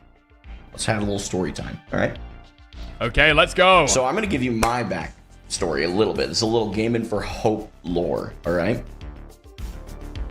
So I was... we're going to go back a little ways here. So buckle up. This would have been, what, 2018? I think. Backing up a little ways. Yeah. So like 2018, I'm working in a Christian radio station. And that Christian radio station was part of the church that I went to at the time, Christian church, non-denominational out in southeastern Idaho. And unfortunately, for whatever reason, I'm jumping ahead a little bit. I was part of a young adults group, as is, I think, a really good thing for a lot of people when you're in your early 20s, and a Christian especially. Keeps you accountable, gives you friends, that kind of stuff. It's actually not. That's the fucking reality of it. Especially in like a highly conservative Christian community, it's really fucking not. The only reason why people have these young adult groups is to try and find somebody else to like get married and then fuck. And so you've got like an ever-shrinking friendship group where it's like a weird mix between 25-year-olds who haven't been able to find like a marriage partner yet, and you've got 18-year-olds who are just coming into their adult life. It's a very fucking weird dynamic. I met a girl, I won't say her name, and thought she was cute. Wasn't much more to it than that, just thought she was cute, which is how, by the way, things usually start. You look at someone and think, oh, they're attractive. They're physically attractive to me. Or you see them make a joke or something. There's something that initially attracts you, right? And it's usually very surface level. So, she and I decided to go out on a few dates. And on one of the dates, because of the radio station I was working at, we decided to go very early in the morning because I had to go out to the radio tower. There's something going on. I think we were just doing maintenance from what I recall. And we met at a coffee shop. It was before 6 a.m. It was like 4 or 5 in the morning, I think. Only coffee shop that was open. We go sit down. We have our coffee. I picked her up we met at the church. That was a good halfway point from where I lived and where she did. So she parked her car there. I picked her up. We went and got coffee. She was in her pajamas. That's an important detail to this. Oh no, I know exactly what's gonna happen. Oh my fucking god, I know exactly what's gonna happen. Who the fuck is picking up a girl for a 4 a.m. date? What the fuck are you doing? I don't know if I believe this story. It's 4 a.m. You're going on a date. That's pretty impressive. So she's gotta be fucking desperate as hell, man. A guy asks you out at 4 a.m. on a fucking coffee date? It's not you can go back to sleep. You go out in your fucking pajamas? Dude. Get back to the church. I drop her off at her car. And about that time, some of the staff are starting to show up for the school. It's also part of this church. And I will never know who it was, but somebody decided to let my boss know that they knew that my, not even really girlfriend, we weren't official, we were just going on dates to figure out if we even liked each other that much. But the way that it was phrased was that girl and I had spent the night together in her mind because she saw her in pajamas. She made an assumption. Now, that initial assumption... Gaming for Hope was good until dawn. Oh my god. Yeah, I knew it. That's exactly where that story's gonna go. Assumption's fair. I can see why the appearance of that would look that way. She hadn't. We went to coffee. I had a receipt. Like, I could prove all that, right? So... I got back from the tower. My boss calls me into his office. He's like, hey. Surely she told somebody else that she's going to go on this date, right? Like, I don't know how that wouldn't be easily cleared up. I got this person came to me, and he didn't tell me who it was, but they claimed that they saw you and her get out of your car. She was in her pajamas, and you dropped her off at the car here at the church. He goes, did you spend the night together? No. No, that wasn't a thing. No. No. Would you believe it? I wouldn't believe this for a fucking second. Even in Idaho, I don't know if I believe that somebody is trashy enough to go on a date at 4 a.m. at a coffee house in their pajamas. We went and got coffee early this morning. And he goes, okay. It really looks odd, though, don't you think? I'm like, yeah, I agree with you. I can go grab the receipt out of my car real quick and I can show it to you. He goes, I don't think that's necessary. I think you and I both know the truth. Oh. No. I mean, I know the truth, but it seems like you don't agree. I'm like, I'm happy to prove the truth. And I basically was like, and those of you that are asking, why is this important? Christians are held to a higher standard according to our own Bible, right? This is Christians holding Christians accountable. Now, was this... Christians are held to a higher standard. No, you're insane prudes about sexuality. And everybody's got an insane gossip culture going around. That's the reality. The healthiest way to handle this? I'm not arguing that. But I am saying that when you employ someone in a Christian establishment, if they're out there getting drunk at a bar on Saturday nights and sleeping around, you probably can't keep them employed in the Christian establishment. That's totally valid. And I'm sorry if you disagree with that. I actually would defend that to this day. I think there's the whole thing we can unpack there, but I'm not going to. I just wanted to answer that, so I saw a few people asking about it. Crazy thinks buying a coffee at 4 a.m. would prove anything. Yeah, I don't know quite what he's hoping to prove with the coffee. Like the coffee receipt. What does that prove? So I just said, I'm like, look, I appreciate the accountability, but here's, I can go grab the receipt and show that didn't happen. And we went back and forth, and eventually I was just like, look, you're not letting me go get the receipt. You don't want to hear the truth. You've decided what the truth. The receipts, the hacking receipts. You're not even letting me get the hacking receipts. Sniff my cock. I didn't do nothing. Oh my god. No, I can imagine this. I can 100% imagine this. Truth is there anything I can do to convince you otherwise? Just shoot me straight. He goes, no. I'm like, okay. So then where do we go from here? I don't want to waste your time or mine. And he goes, well, you can either lose your job or marry her. Now that is the moment that he crossed the line that I didn't realize. That's fucking crazy. Wait. No way. I just realized. This guy would rather enter into a lifelong sacrament, which is marriage, rather than lose his shitty fucking job at a radio station? What? He decided the marriage over the job. At the time was a problem. Now I mean, if you're giving somebody that kind of like ultimatum, you don't want them working there, do you? Let's be fucking real. I don't know if this is cult-like behavior. I think they were just looking for a reason to fire this guy, because I would usually assume it's like, well, I'm going to the fucking father, you know? I'm going to the leader of the fucking church to let him know what you've been fucking doing. You gotta fire the guy? This guy no, 100%. They wanted to give him the sack. I can explain that in a little bit more detail in a minute. I loved that job. In every... Shud thinks it's because he felt guilty about sleeping with her. I mean, I was a little sus about the story, but unironically thinking it through, just how fervent he is all these many years later, he probably didn't. I don't know, it just seems like a weird story. Every way, and I know he knew that. This was manipulative. He also said, and this was part of me being a fairly naive Christian, that he felt like it was better to just go ahead and get married to her because clearly we spent the night together and slept together. That was his assumption.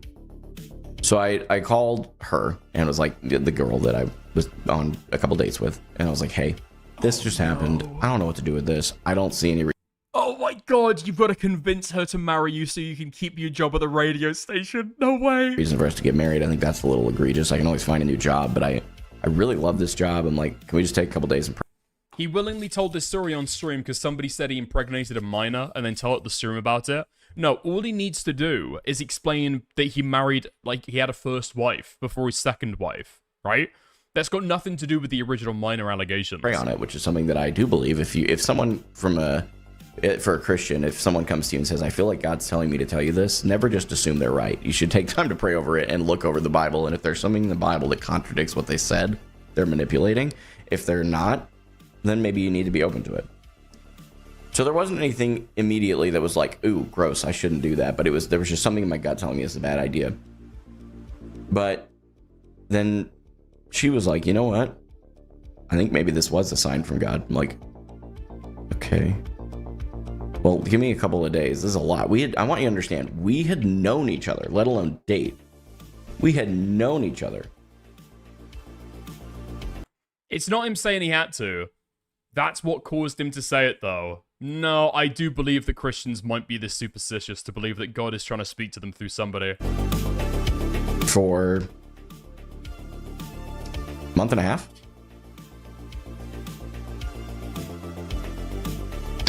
Like, known each other's existence for a month and a half. Okay. And I was like, all right, well, it's interesting. But then we had a couple of other friends in that young adults group who I think were part of it, unfortunately. I don't speak to them anymore for obvious reasons. But they called me. It was a couple that had been dating a while, and they were engaged to be married. And he basically, the guy called me. He's like, hey, why don't you come over and talk for a few minutes? I've got something I want to share with you. I'm like, okay. So I go over there. This wasn't someone I knew super well, but I knew him well enough to trust him for sure. So I went and sat with him, and he was like, look, man, I don't know why. And we hadn't told anybody about this, by the way. This was something we were just going to keep quiet, right? No, the stories get around. You can't do that. And we finally, he was like, look, I'm going to shoot you straight. I think you need to marry this girl. And I don't know why I've got that feeling. He's like, but I've had this feeling for like the last couple of weeks. And I felt like I needed to tell you.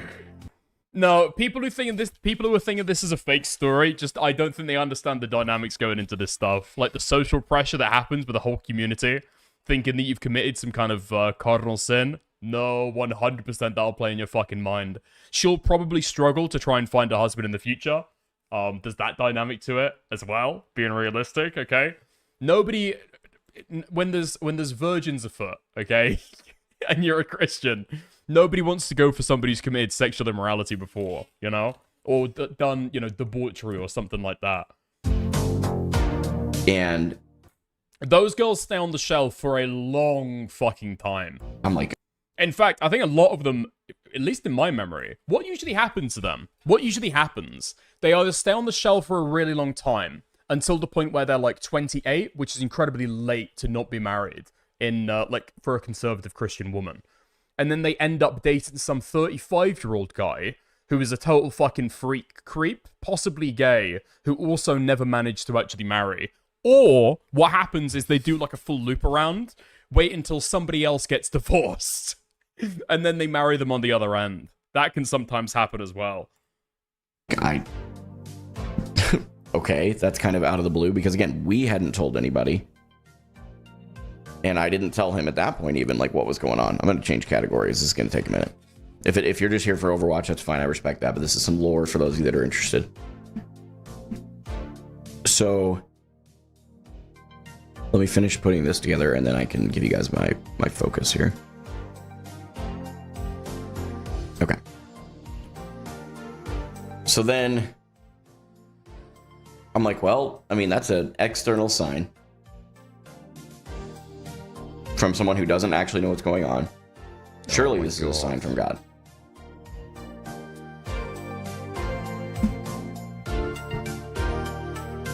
And I went ahead and said, okay. No.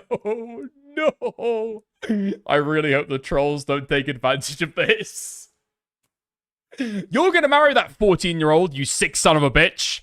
You fucked her, you can have her, alright? You took her innocence. That was where my error was. That was my error in judgment and discernment. But it is what it is. I found out later he did know that the boss decided to let him know. And that person was then encouraged to tell me to go ahead and marry her. That boss, last I know, still works for that church. I'm not going to slander him. I'm not going to tell you guys the name of the church, location of the church, or any of that crap. Okay? So we ended up getting married. We went from going on a few dates to... This is actually so fucked.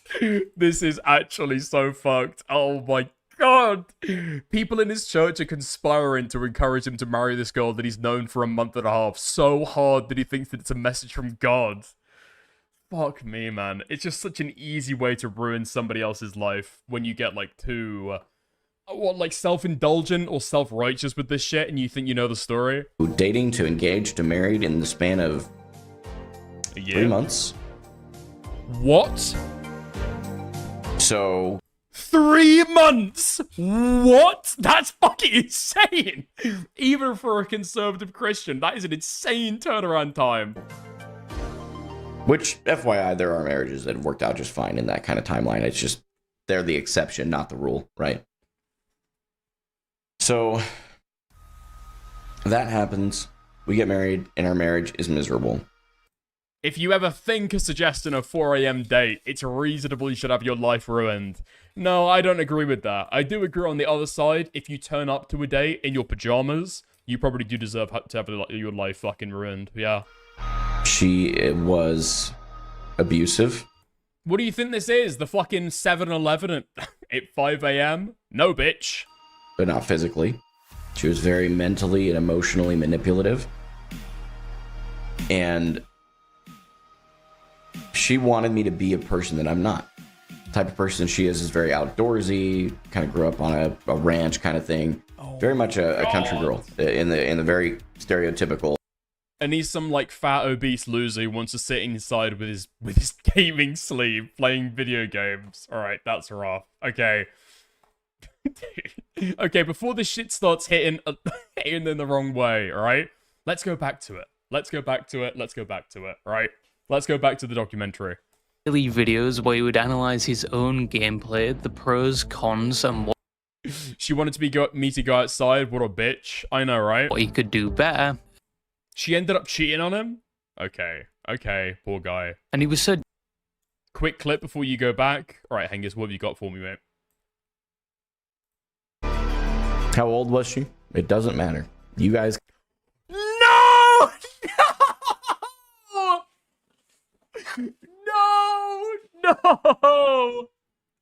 No! Oh my god, dude. The actions of these people make so much more sense now. And then also, you know, if you haven't, then there's a lot more you can figure out as you go. I think it's that simple. How old was she? It doesn't matter. You guys can... That was the worst answer you could possibly give. Just lie, N-word. Just lie. You don't need to know how old she was. Dude, what's the age of consent in Idaho? The crazy thing is, and I can imagine this being the actual fucking case, you think there's some 22-year-old guy, I think he would have been at the time of that story, essentially, what, preys on a 17-year-old? A 16-year-old? You think they have sex, and instead of reporting it to the police, you force them to marry each other. Literally just said she was 19 years old, bro. Wait, really? Really? I thought you said you didn't need to know that. Alright, never mind. Dedicated to this goal and content creation in general, that he would eventually quit his next job, which was working at a bank, so he could pursue it full time, which, as said earlier on, wasn't the first time he did something like this. On more than one occasion, he would get rid of all of his debt at the time, save up money. Oh, sorry. You're saying literally just say she was 19. Yeah. Just lie. Just say she's 19, say she's 20. Older than you is usually a good gambit to go with. Older than you. For an emergency fund that would last multiple months and do things like Uber and Lyft on the side if they needed extra income. Also, he could spend more time on his content creator journey and his goal of going pro. And this would later become one of the main critiques against him, as many would say he was being irresponsible and putting his wife and 3 kids at risk doing things like this. But even with said criticism, he kept pursuing his goal of potentially becoming an Overwatch Pro. But there was one problem. The Overwatch League shut down, which meant Gaming for Hope no longer had any hope to become a pro. And although this was a major blow to his motivation, No, wait, no! I thought that... Oh my god, I thought that he came to his senses and decided that that was like an unattainable goal. The Overwatch League closed down before he managed to get in there. That is insanely fucking rough, man. He kept going and kept playing to at least get a good rank within the game. Unfortunately for him, this would work out, as the replacement for the Overwatch League would soon come, which was the Overwatch Champion Series, and it would once again provide him with a goal to reach. But this time he didn't want to do as a healer, he wanted to do as a tank because tanks were more important. But as I've said, the problem with that is he wasn't as good as it as he was at things like healing. Let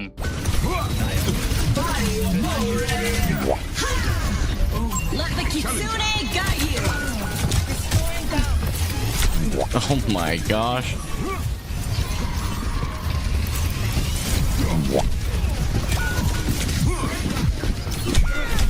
What? Okay. Holy. In 2025, this is where Gaming for Hope began getting noticed, not for how good he was at the game or his willingness to improve, but how bad he was at playing tank. And people... I wonder when Chud started watching him. If you go to Chud's channel, what's the first video that he published on Gaming for Hope? 25, this is where Gaming for Hope began getting noticed, not for how good he was at the game or his willingness to improve, but how bad he was at playing tank. And people began clipping said terrible moments en masse, clearly making fun of him, and it got to the point where Overwatch pros even began taking notice of him, and they would start analysing his gameplay, and in some cases criticising everywhere he was going wrong. I have 4 seconds to that cooldowns there. Okay, you have a punch? They've stopped trying. Look at this position. What do you mean they've stopped trying? Their tank hasn't done anything the whole game. Okay, we're still looking at our team. Oh my god, I've just taken a look at it. Yeah, June of 2025, the peak of it. I'm assuming that's when that stuff started going viral, to be fair. Dude, Chud hopped on it at literally the first chance. That's actually impressive. But the thing is all this time where we're people watching is time where we could be going in. Every time we're looking at our team is time where their team is doing something and we're watching a TV show. I know what I know what's going through his big bald head. I know what he's thinking. Well, how can I go in? We keep dying. But they can't shoot your team and they can't go for nades. Bubble on your cast would be nice here, Yep. not on your Kiri. Yep. I have both my supports there and still die. Yeah, okay. Let's watch the sequence of events, Mr. Gaming for Hope, and tell me it's on your supports. Super early and take a ton of damage from this Reaper. You are already 300 HP. You bubble? You bubble actually at 230 HP. Your Kiri TP's on you and Suzu's. You bubble her. You are still half HP. You're actually getting healed. You are not concerned at all about taking cover right now. He was getting a lot of attention from 2025 to early 2026, and he was making enough money around this time to once again quit his job and do it full time. And he even made a short video talking about it. What did I do for work prior to being a full-time content creator? Many of you have asked me this question a little over a month ago when I quit my job initially. As I started to transition into doing content full-time, knowing that was on the horizon, I wanted to baby step it. I needed a source of income that would allow me to slowly lower the hours spent working and increase the hours on content. Driving for platforms like Uber, Lyft, Amazon Flex, and Instacart accomplished that well. Also around this time, he got noticed by Overwatch players he idolized. Oh, yeah, literally going through the Uber Eats route. That is particularly fucking rough, man. Especially for a guy who's supposed to be taking care of his kids at the same time. Like Flats, who complimented him on his microphone. Yeah, it is a really nice mic. I love this mic. This mic goes hard. But obviously not all the attention he was receiving was good attention, because in typical lolcow fashion, a lot of people were only watching him to make fun of him. They liked when he was doing bad at the games he played, they liked when he took no accountability and would blame other people for his bad plays, and some would even organize entire Discord servers dedicated to stream sniping and trolling him in his Overwatch games so he would stay at a lower rank, even if they were... Oh my god! Yeah, I'm pretty sure that Gaming for Hope started talking about this when he was being interviewed by Himpleton. This was the first time that I'd ever heard about this. with a concerted effort, yeah, to try and fuck him over. People going in, smurfing accounts to be able to play against him, just to make sure that he stayed in Platinum. It is bad, okay? It's very, very bad, and I disavow it. We're on the same team as him. And people really like to focus on the fact he dropped almost everything despite having a family to chase this dream. Which, yes, maybe from the outside isn't the best decision, especially when he has kids and was the only one working in the family. And he has stated previously they did struggle financially at times. They had to stay with their in-laws for some time. I don't know if they still are. It's been a while since he last talked about it. And Oh my god, talking about how he's having to get his kids to go and stay with his fucking in-laws. Meanwhile, he's over here playing in, what, is this like the fucking training ground? Like when you first start playing the game? Oh my god, it's brutal. I wanted very badly to be a full-time creator, so at the time I had made a lot of sacrifices and decided to basically eliminate as many expenses as I could, and by doing that it allowed me to be a full-time creator way earlier than probably most people get to. I was also living with my in-laws at the time, so things were just in a really good spot to do it, and then things went fairly poorly financially because I made some very poor financial decisions, and I ended up needing to go get a 9-to-5. I worked for a local bank for a little bit. It happens, but he's also a schizo. You were talking about people smurfing. It happens, but he's also a schizo and sees throws when they don't exist. I don't know. I think at some point you've got so many people trying to fuck with you on a concerted, regular basis. You're going to start seeing that everywhere. You know what I mean? You're going to start being overly sensitive to that stuff. That's to be expected. And found myself more irritable, deeply unfulfilled, and despite the fact that I had a lot more money than I did before, I was just miserable and I needed to make a change. So I went back to being a full-time creator very recently, and we're still living with my in-laws. But to be fair, it's not like he just dropped everything at once to become a content creator. He did supposedly save up money, got rid of his debt, and slowly transitioned into it. At least that's what he says, because he does contradict himself sometimes, like the time he said he was completely debt-free before he jumped into content creation, but in later videos he says he's not completely debt-free at that moment. To be a stay-at-home mom and homemaker, and I had a heart desire to be back as a full-time creator. We paid off all of our consumer debt and had a 6-month emergency fund. The fact that I had all of our consumer debt. What's that going to mean? That's going to mean like credit cards. Maybe you've got like a line of credit that you haven't yet paid off at like, I don't know, Macy's or something like that, right? Had a lot more money than I did before. I was just miserable and I needed to make a change. So I went back to being a full-time creator very recently, and we're still living with my in-laws, but we're working on getting out of debt so that we can actually move out very comfortably, I think. And he does have a pattern of going back and Wait, no, actually, yeah. What the fuck does that mean then? He's got rid of his consumer debt, which would be credit cards and stuff like that. What does he mean then? What other debt would he have to pay down? Because what I was originally thinking is maybe he's got like a mortgage or something that he's got to pay off. Is he talking about maybe a car loan? I'm pretty sure that would also count as consumer debt, right? Forth between being employed and a full-time content creator, because as said, he will often see a bit of attention online and he will try to go full-time with it, but then it doesn't work out. So he goes back to work and he will do the same thing again later on when he gets more attention. Non-consumer debt is any debt not accrued to fund personal or familial consumption. It is commonly referred to as business debt, because most non-consumer debt is accumulated by spending for business or investment purposes.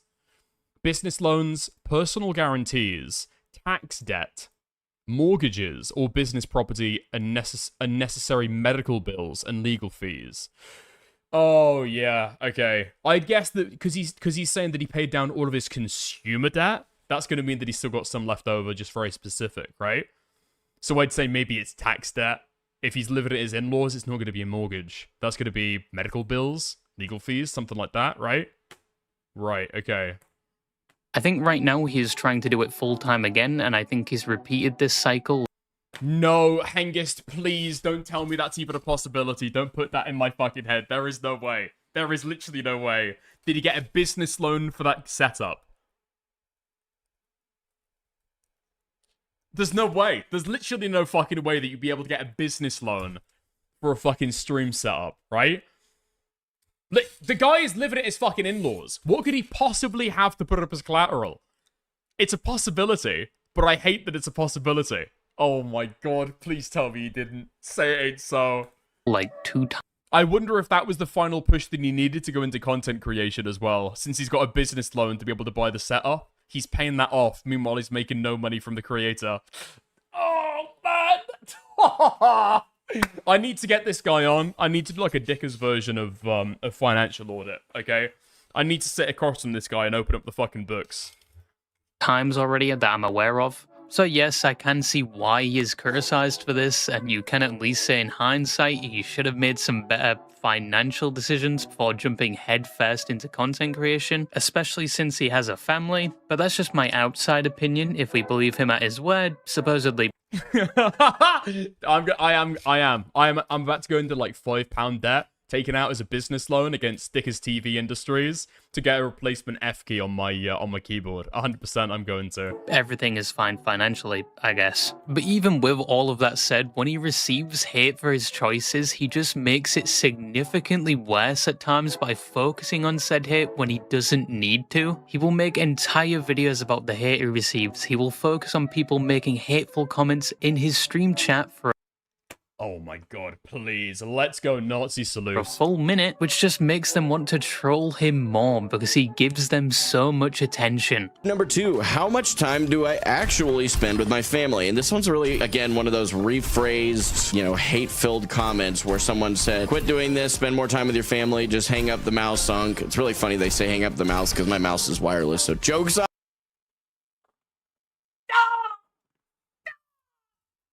You think I'm a derelict father? Joke's on you, buddy. My mouse has got no wires. On you. Okay, that was a stupid dad joke. So with everything combined, Gaming for Hope mainly got... Unironically, the best offense to that kind of comment is, I'm 29.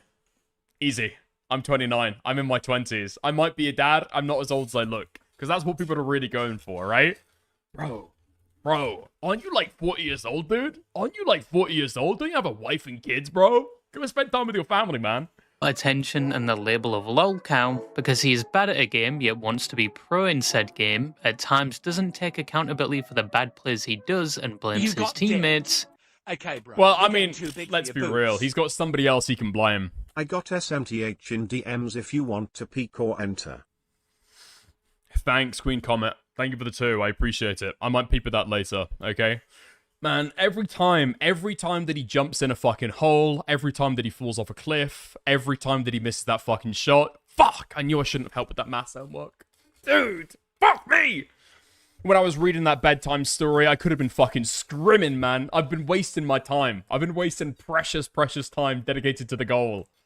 He has a bit of an ego sometimes, and he is constantly feeding the people trolling him, and many people believe he has made terrible financial decisions all for this goal of wanting to be a content creator and pro player. Those are most of the reasons why people make fun of him and call him a lolcow, and some of it is very true, but probably the thing working in Gaming for Hope's favour is his attitude. Most times when he's not blaming his teammates, he's very positive and just wants to improve at the game he plays so his dream can come true. That's one of the good things about Gaming for Hope. Despite everything, he's still a somewhat so-called wholesome chungus. However, there are a few allegations that have been made against Gaming for Hope that paint the opposite picture, and there were quite a lot, to be honest. Aware of at this point are that I neglect my children, I'm anti-LGBTQIA+, I'm a Nazi, apparently I'm still considered to be a member of the KKK. No, I'm just going to get this out of the way. A lot of the allegations made against Gaming for Hope are false, and some were clearly created with the intention of just making fun of him. But because Gaming for Hope is Gaming for Hope, he must give attention to everything and anything said about him, even if it is clearly false, even though that just works against him and just makes people want to troll him more. He did make a response video The Nazi allegations, the KKK allegations, the unemployed allegations. Works against him and just makes people want to troll him more. Grooming my wife. That's amazing. He did make a response video addressing Grooming for hope. Let's go. Pressing some of these claims, and there are some claims that do have some meat to them that he didn't entirely cover in that video, which we will go over. But before we get into them, let's go over the false claims that for some reason he took very seriously. There was a claim he tried to meet up with a child to do illegal things, but I don't think there was any evidence to this claim, but he still responded to it anyway. The important thing is, no, at no point was I ever going to meet with a 13-year-old boy. Absolutely insane that I even have to say those words out loud. There was a claim that he was a Nazi because in one of his videos he reaches for the camera that looks like a certain salute, and it was being circulated everywhere, especially in Instagram Reels and TikTok comments. But he addresses this claim that probably nobody thought was true by saying he's not a Nazi, and even saying if it was meant to be a salute, he's doing it with the wrong hand. That a simple Google search of what a Nazi salute looks like would have answered for you. I used the wrong hand. If it was an actual Nazi salute, it would have been my right hand. Is that even true? I feel like this guy's just making up bollocks to be able to address the allegations in like a coherent way. Is the Nazi salute really with the right hand? Or is it just with your fucking dominant hand? Like, what hand is Kanye West using for that shit? Okay, I'm gonna do Nazi salute. Which hand? Okay? The Nazi salute or Hitler salute is performed with the right hand. It's executed by extending the right arm rigidly forward at an upwards angle. Really? You couldn't use your left hand? Dude, I'm getting the vibe that Nazis might not have been the most inclusive people. Really? Damn. There was a claim he was a part of that one clan with the 3 Ks. What if you only have one arm? Then you can't be a Nazi? I mean, it makes me think about the pianist scene, you know? Where you've got that guy in the wheelchair who's been told to stand up to Heil Hitler. And they just chuck him out the fucking window, you know? Sucks to suck.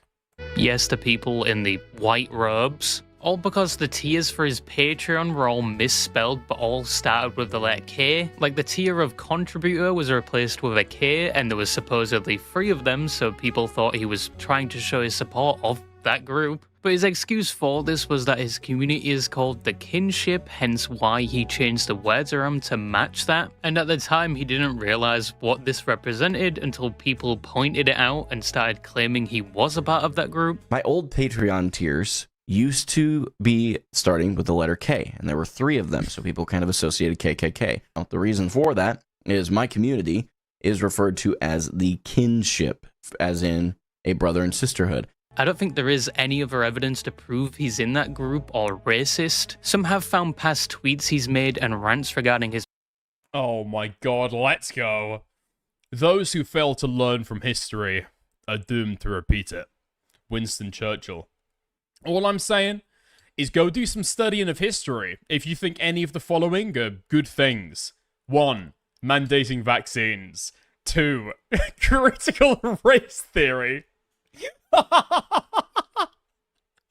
3. Situation in Afghanistan. Damn, war is bad. War is bad. His political beliefs, which they do think supports the claim he's racist. But like, I'm pretty sure that it wasn't critical race theory, like, invented in the 70s? Am I wrong?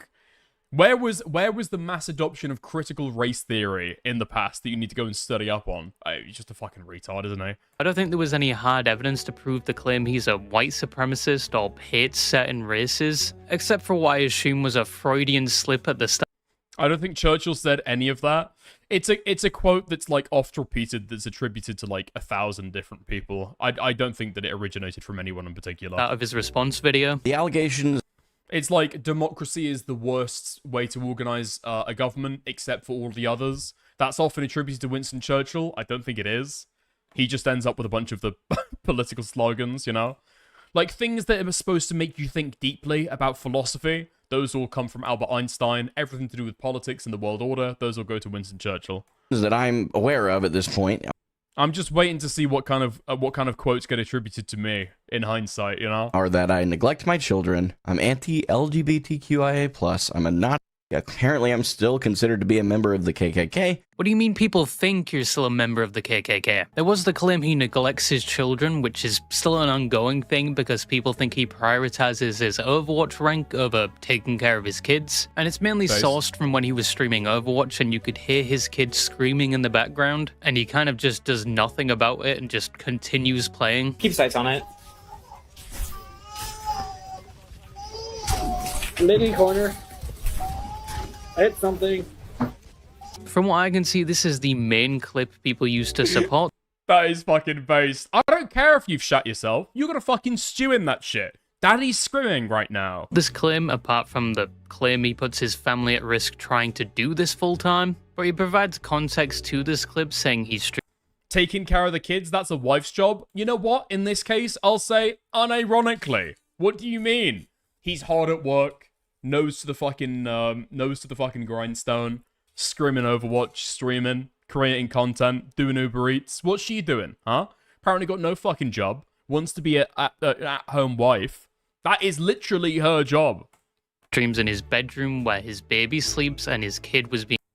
Listen, when she gets the diamond in Overwatch, then we can swap around, you know? Then he can take care of the kids, and she can go and be, you know, Overwatch Tank World Champ. Being put to bed at that time by the mother, who is a stay-at-home mom. So the baby was supposedly being taken care of. Basically, what was going on there is my kid was crying. My youngest son, Cassian, was crying in the background. My stream is actually in our bedroom, and he's 6 months old, so he has a bassinet that's next to our bed. So he was being put down for bed about that time.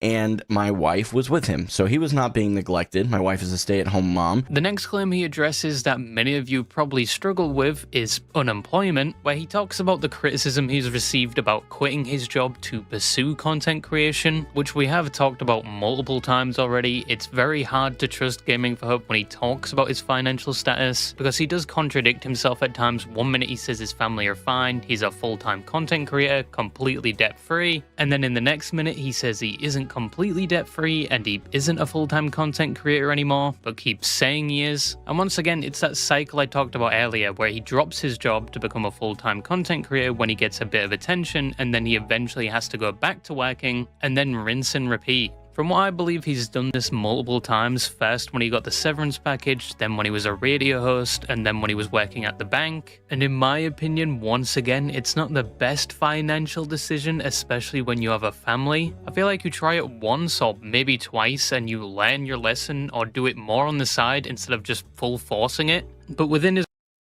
He lies about the unemployment stuff so much. What lies does he tell? I'm not that up on the Game for Hope lore to be able to discern what lies does he tell. I'm not sure. His response video, he tells us he is once again employed, and he says he always prioritizes providing from his family. When he needs to get a job, he will get a job, and in between being unemployed when they need money, he will do things like Uber. So if we believe him at his word when it comes to providing for his family, he will provide. But the thing is, 6 months after this video, he made a short talking about being a full-time content creator again and quitting his job, so I'm at least guessing he quit the job he talked about in his response video. So the cycle... Is it really a cycle, or is he actually getting more successful and we don't see the behind the scenes, you know? What if first short that he does, he quits Uber Eats. Second short that he does, he quits Lyft. Third, you know, and he fucking builds it up that way. We don't know. We don't know. Is repeating again, and this is either a 500 IQ. Every short that he releases announcing that he's quit his job is another hour that he's not spending with the family, and another 2 hours that he's spending committed to Overwatch, right? You don't understand the grind stuff. Rage bait tactic that has given him a significant amount of attention, or he just genuinely keeps repeating this cycle, hoping it works out, which is an impressive mindset, or just straight up insanity. There was the accusation that he was boosting his rank on Overwatch, which did have some truth to it, as on more than one occasion he would party with known Overwatch pros in comp games instead of quick play, and at one point he did have a duo that on their main account was a high-ranking DPS player that was helping him win games, but when it was proven his duo was smurfing, he claimed he never knew despite everyone telling him. It's time we discuss the DPS duo you guys have been questioning recently. Unfortunately, I found out that in some ways you guys were right about him. Fax was an alt account, and the main account of the person is upper GM, lower champ regularly. As usual though, I don't want to focus on that person's behavior. I can't control that. Ultimately, it was up to me to better vet the people that I queue with. So yeah, he was a bit boosted and actually managed to get off platinum after a year around this time. No. The next claim was... No! Wait, is he gone back down now? Oh my god. I'm not worried about him. I'm worried about his fucking wife.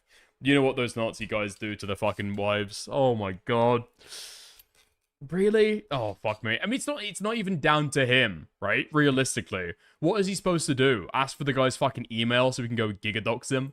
Find out all of his fucking accounts? I don't think so.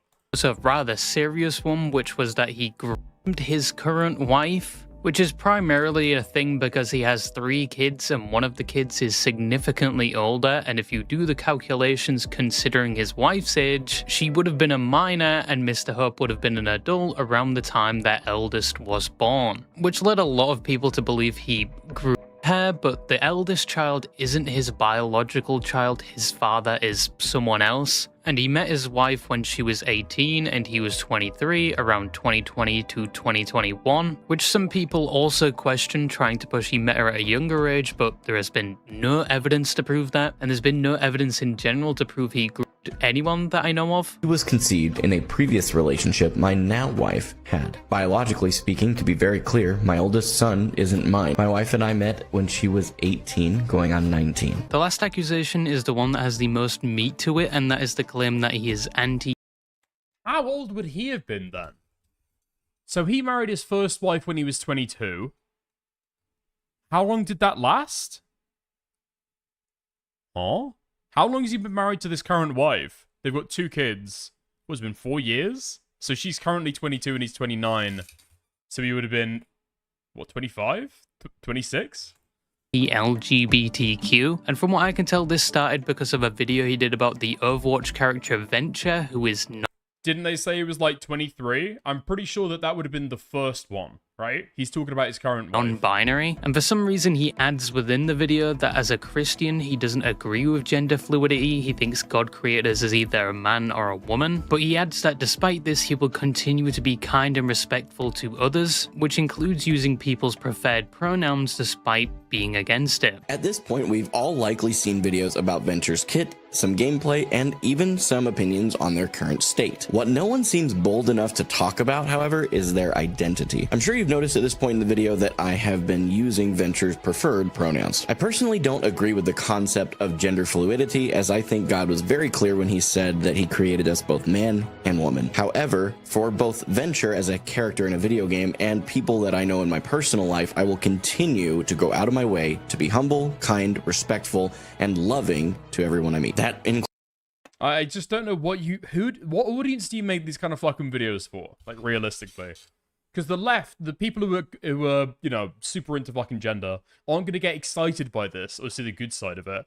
They're going to see you giving kind of a backhanded compliment, and you're like part of the crowd that's saying, well, you know, very loudly, I do not think that gender identity is legit, but I will use them, okay, for this video game character to be polite. So you're going to piss them off, and then people that agree with you about gender are going to think that you're fucking kowtowing. Why make this short? I don't understand why you make this piece of content. Includes using preferred pronouns, even though I don't agree with the basis of their use. Overall, today I held a 66. Now, some people would use this video to say he hates certain parts of the LGBTQ, which I don't think there's enough there to claim that. Yes, he did say he doesn't really want to or believe in using the right pronouns, but he said he will do it anyway to be kind and respectful, which in my opinion, I don't think is that bad or outright anti-LGBTQ. You could argue it is definitely a bit performative, and he really didn't need to add that in the video. And later on in his response video going over this accusation, he would say the same thing, but also adds context to another video people use, which is an edited clip of him jumping over a pride crosswalk in game, which wasn't even done by him. Someone made that and just put his face on it. Venture now, I still use their preferred pronouns, even though I don't personally align with it, which I said then and I stand by it now. Just to reiterate, you can live your life the exact way you want to live it. I will not be against you in that. I will not vote against you in that. You will not find me in the opposition despite my personal beliefs, because my personal beliefs are what I align my life to, not yours. Also, I will say there was a relatively funny, I have to admit I had a good laugh. Funny clip of me jumping over the rainbow crosswalk at Midtown. I thought that was quite funny. It was completely out of context. But later on, there would be more events that would take place to further support this claim again. This looks like a grooming victim if I've ever seen one. Against him. So Gaming for Hope at the end of the month was going to donate to a charity, and he was also telling a lot of his viewers to Okay, never mind. I don't think this is where that's going. check out and maybe donate to said charity. This is something he regularly does. He chooses one charity per month to donate to. Also around the same time, he had just got a sponsor with a company known as Wallhack, which also came... Oh, it's so fucking bad, man. Why did this guy ever shave his beard? Like, I know a lot of people have been talking about it in the chat as we've been going through the video. Actually, why, man? It's such an unbelievable fucking downgrade. It's actually crazy. Like, especially at, like, this guy's size. I don't know why you wouldn't want a little bit of extra, you know, like, artificial definition going on there. You know what I mean? Also, balding helps to make up for that a little bit. Oh, fuck me. Time he had just... He said God told him to. You're taking the piss. You're taking the piss. You're taking the piss. Got a sponsor with a company known as Wallhack, which also came with a new high-tech gaming sleeve, so he can probably throw more games as tank. Anyway, this all sounded pretty normal, and, you know, good for him. He's donating to charity and actually getting noticed by sponsors. But as it turns out, everything wasn't so chemo-chi, because people looked into that charity he was advertising for that month and found that they do things like conversion. The problem and solution for women. Oh. Conversion therapy. Oh, sorry, I missed the big same-sex attraction. I thought that it was... I thought this was like a misogynist charity. I thought they were asking, like, the woman question, People you know? looked into that charity he was advertising for that month and found that they... I thought they were trying to tell us on this webpage how they were going to fix women once and for all. do things like conversion therapy for those that are gay or trans, which as I understand is where they try and convert you to not be gay or trans, but fans of his didn't like that he was advertising and donating to said charity, since, you know, he stated before he is respectful and kind towards the LGBTQ, so a user going by the name XYLZLOL would get in contact with Gaming Hope to inform him about what the charity does, providing all the necessary links. And in response, Gaming for Hope basically says, you know, most charities, if you look into them, all do some things you won't like. Okay, let's have a gander. So, the solution. We admitted that in our strength, and we were unable to change our thinking or behavior, acknowledging God's design and desire for our sexuality, we began to face the root causes of our same-sex attraction, commit to Jesus Christ and the 8 recovery principles, form an accountability team, attend a large group, commit to a daily quiet time in the Celebrate Recovery Bible, learn about your addictions and compulsive behaviors, identify triggers. Okay. Interesting. Does providing all the necessary links, and in response, Gaming for Hope basically says, you know, most charities, if you look into them, all do some things you won't like. I mean, he's not entirely wrong there. The person then provides more information, and Gaming for Hope basically says they will agree to disagree and he wants to move forward, despite saying at one point he couldn't see any public information about this regarding the charity, and he was provided with said information eventually. But then things escalated because they would get in contact with his new sponsor, letting them know he was supporting this charity, which resulted in them dropping him out of nowhere and Gaming for Hope somewhat crashing out on stream. Drop the sponsorship with no conversation, no warning. Just so you know, Wallhack is a pathetic excuse for a company and I will no longer be endorsing. I dodged a bullet. No way! Wait, so did he take off the fucking, the godforsaken gaming sheath? I forgot what it's called. Did he take it off, the hand cover? They bailed out so early. Pathetic. Celebrate Recovery believes that transgenderism and homosexuality is a mental disorder. I do not believe that at all. And I would never agree with that. I think that's the most disgusting things that Christians say all the time, and it drives me nuts as a Christian. There's nowhere in the Bible that's going to substantiate that at all. I still support the charity because the charity overall is a net positive on society. There is not a better charity that does better job in getting people sober in this area, and a company broke a sponsorship over that. How are they judging you for something someone else did? That's exactly my point. I would not support Wallhack, and I'm going to come out pretty heavily against them on that. Both for Wallhack to not want to support that after all they...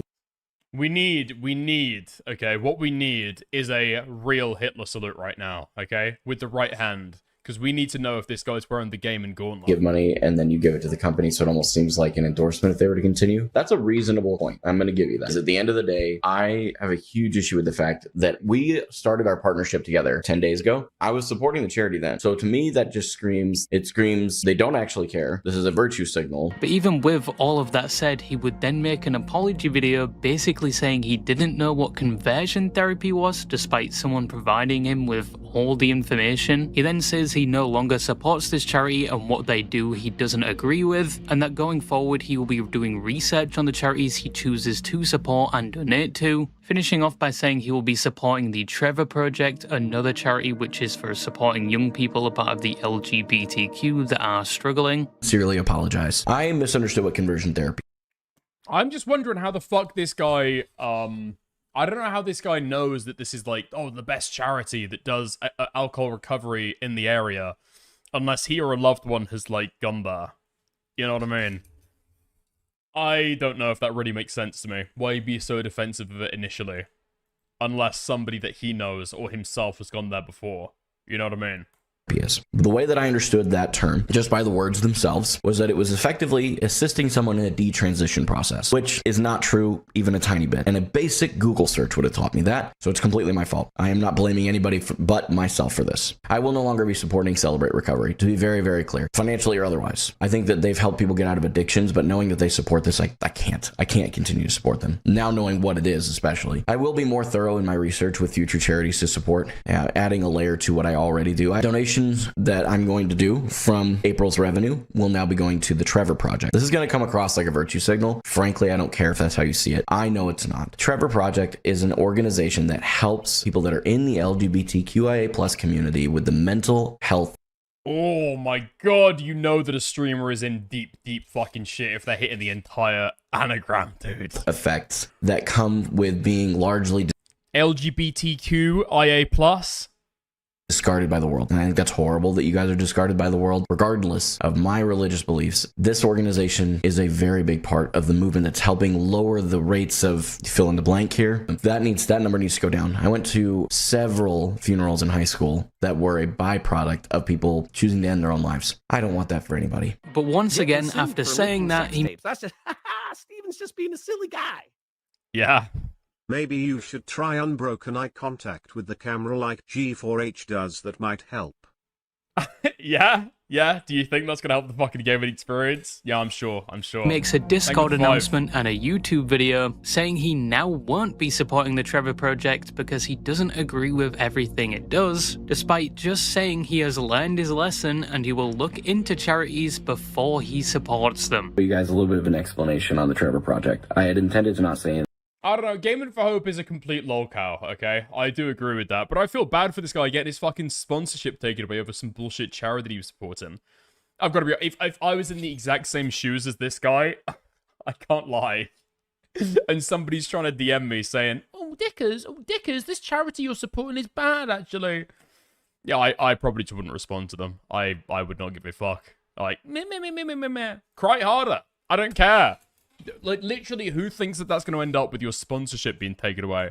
Anything about it because I feared that it would create a spiral of things that I would have to answer forever. But I'm going to keep it short and to the point. The primary mission of Trevor Project is still something I support. There are some secondary and tertiary beliefs that they hold that to them kind of help their main mission that I just can't support. I'm not going to go into it more in this video. In the fallout of this, he removed his apology video for whatever reason. And moderators of his stream left the team, including some that were trans. with one saying they didn't like the things he did and all the backpedaling he was doing lately. And this is why people think he hates the LGBTQ. He is still insistent he doesn't have a problem with them, and in my opinion, I don't necessarily think he outright hates them. I just think he is a bit, dare I say, dumb, and I think— Okay, bro, you're getting too big for your boots.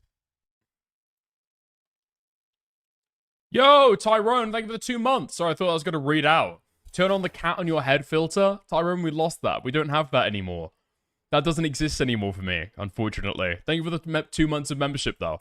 think it was more of an ego thing where he didn't want to be wrong, but he did completely fumble the ball here, going back and forth on his reasonings and stances. At least that's what I think. Continuing on from this, Gaming for Hope would actually come out with an announcement that he is no longer going to be streaming Overwatch, with his reasoning being it's too toxic, and since streaming it he has been receiving harassment such as doxing, which is pretty bad. I have officially decided to quit playing Overwatch, and it's important to me that my fans know why. However, throughout that time being on social media, I have garnered a disproportionate level of hatred for a creator my size. There are Discord servers There's no way this is what the original shit looked like, right? Why is his head so fat? all over the place with a ridiculous amount of people in them for this purpose. They're a breeding ground for people to meme, mostly, and hate on me as well. A little over a year ago, my family and I, as many of you know, were doxxed and then harassed by a hater. What I haven't told you is that— Sorry, ignore the screen right now. Ignore the screen. I'm testing out what buttons I've got left. But it hasn't stopped, with 2 different moves in between then and now. It's one thing for people to make memes and stream snipe my games. I can deal with that. But threatening my family over it is a felony.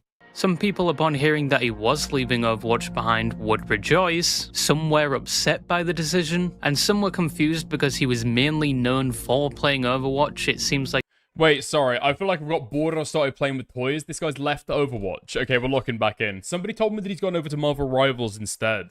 I don't think that he's going to find a less left-leaning community, though, if that's what he was angling for. he was shooting himself in the foot, but he probably just wanted to minimize the harassment and keep his family safe. Some think he will return since he's stopped playing Overwatch before but came back, but to this day he has stayed away from it. He's now actually playing Marvel Rivals, which is very similar to Overwatch, and now people make fun of him for being terrible at that game. Listen, just because you're not a voice actor— I am a fucking voice actor! I'm stuck here making shitty fucking Instagram reels because someone won't get off their fat fucking ass and help me!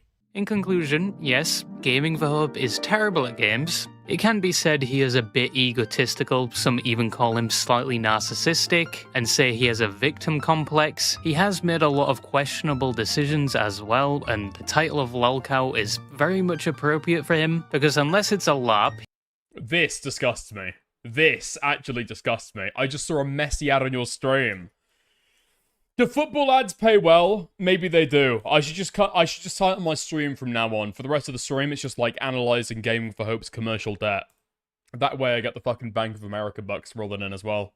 he unknowingly keeps feeding trolls, and most times it looks like he doesn't know when people are clearly making fun of him, which inevitably leads to him giving a lot of attention to things like false allegations and people making fun of him more, which also escalated to people harassing him, which is uncalled for. Once again, in my opinion, I don't think he's an outright terrible person, just very naive at times, but he's still going and still making content to this day, tracking his journey in competitive games, and still being fairly positive, at least when it comes to recording the videos. I don't know about in-game and if he's still blaming his teammates, but who knows, maybe in the future he'll hit gold in Marvel Rivals or whatever the rank system is in that game. I don't know. I only play Deadlock right now, and that's probably what I'm going to do after this. But yeah, that's just something I wanted to talk about today. Don't forget you can manually breathe, and that's all I had to say, and bye-bye.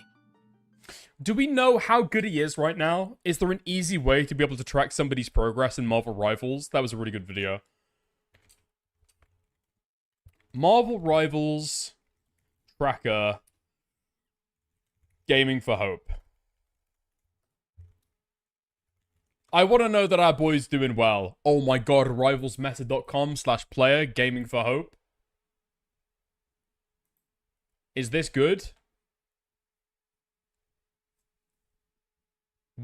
No, this profile is private. 35? Is that good? Is that good or no? I did not play Marvel Rivals for that long, I've got to be honest. I played I played a lot of Loki. No? Okay. Poor guy, man. Poor guy. You'll get him one day, buddy. Alright? You'll get him one day. Wait, let's go and have a look at his YouTube channel and see what rank he is then. Because I know that in Marvel Rivals, there's like a really easy way to be able to get to like rank up each character. You can go with the progression. Oh no! He's back to this. I used a $65 keyboard in competitive Overwatch. My stream snipers mercy pocketed their GM Cassidy. No Overwatch coach explains this. Time is a resource. So he's not uploaded a video in... Really? In months. He just stopped uploading videos. And then now he does live streams. Oh, man. This guy was on top. This guy was riding high before. What? Now he's getting 500 views on a 2-hour stream?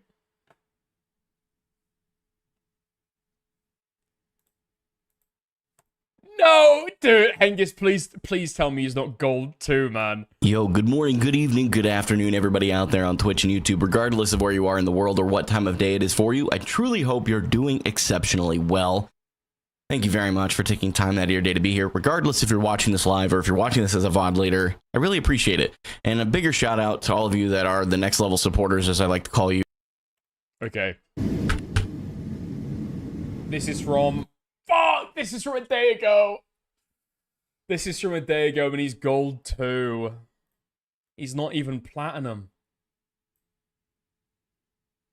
Oh my god.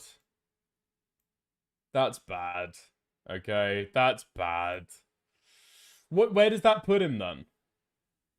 Where does that put him in terms of the amount of players? So bronze has got 18 plus. Wait, what? Okay, he's got 18, 22, 26. 29, 32, 35, call it. 40%, and then he's gold 2. So he's literally halfway through. Out of the entire player base, he's like dead center, in the middle. For a guy who makes content out of it. Yeah, slightly below average. Oh, this poor guy, man. He'll win, okay? One day. One day it's going to be his time. Actually, it's even worse than I just said, because if you cut off all of the players that are in, like, Bronze 3 or whatever, and, like, you ignore the right, the left-leaning skew. You know? Yeah, okay. Oh, fuck me. He's pretty bad, actually. Poor guy, man. Poor guy. Dude, I don't know, actually. I'm pretty sure that gaming streamers... Was he doing variety before? They tend to lose a lot of their audience when they switch to a new game. Right? They do tend to lose a lot of their audience. Oh my god! Yeah, he did! Yeah, he did. Yeah, he did. He did. Oh my god. The only time that he was cracking below 1,000 views on a VOD was when he was playing, like, fucking Halo. And now you go to the modern day, playing Marvel Rivals and regularly getting below it. That is pretty brutal. That is quite brutal. Oh, fuck me, man. Poor Gaming for Hope, dude. He'll make it one day. Back to Uber Eats, buddy. Back to Uber Eats. That's right. Take your place there. Alongside the Indians. You're going to be a wage slave to the end of time. No, sorry. Not a wage slave. Not a wage slave. A flexible working slave, okay? You're your own boss, don't forget. Oh, poor guy. Okay.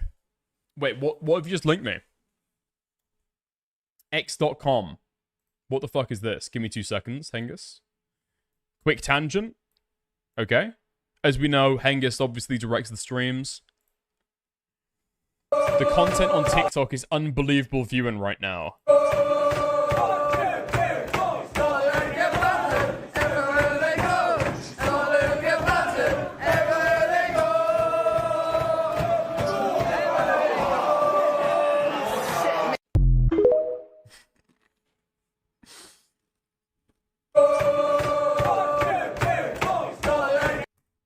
I don't understand that clip. I don't really get the I don't really get the prescience of that. I don't really understand, to be honest. I don't watch the game, so I don't really get that reference, to be honest. Yeah. Appreciate the link though. Appreciate the link. Who gets battered? Made it to the quarterfinals, apparently. I heard. Didn't watch the game. When's the last time that Scotland made it to the quarterfinals, Hengist? Just wondering. When's the last time that Scotland made it to the quarterfinals? You gonna send me a link? You gonna send me a link this time? Yeah? Furiously searching through Wikipedia. Furiously searching. We get cheated. Yeah, I'm sure, mate. Okay? I'm sure. Keep the faith. One day. Yeah?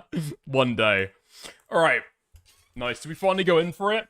I have paced this stream in the worst possible way. Let's go through the link-heavy Jet Neptune allegations, alright? So going into this, I did watch some of Fish Tank, I think it was Season 4, right? So I know the person being spoken about generally. I don't know if they... are you allowed to say this? I mean, they're dead now. I don't think you are, but I didn't like her. I didn't like her very much, okay? Being completely honest. She was one of my least favorite characters. But anyway, now, she's dead, alright? She's dead. Just in case anybody doesn't know who I'm talking about, it's a girl called Ellie. Let's play some of her hottest moments.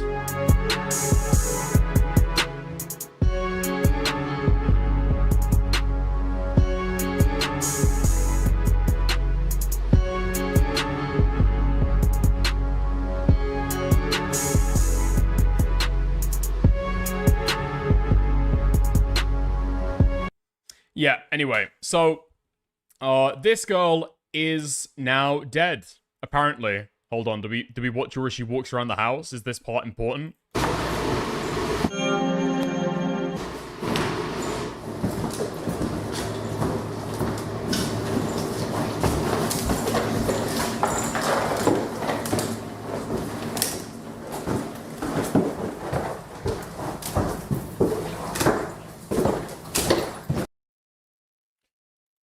Yeah, okay. That's about it. I don't even understand why the fuck they uploaded that. Amazing. Absolutely amazing. What the fuck is this?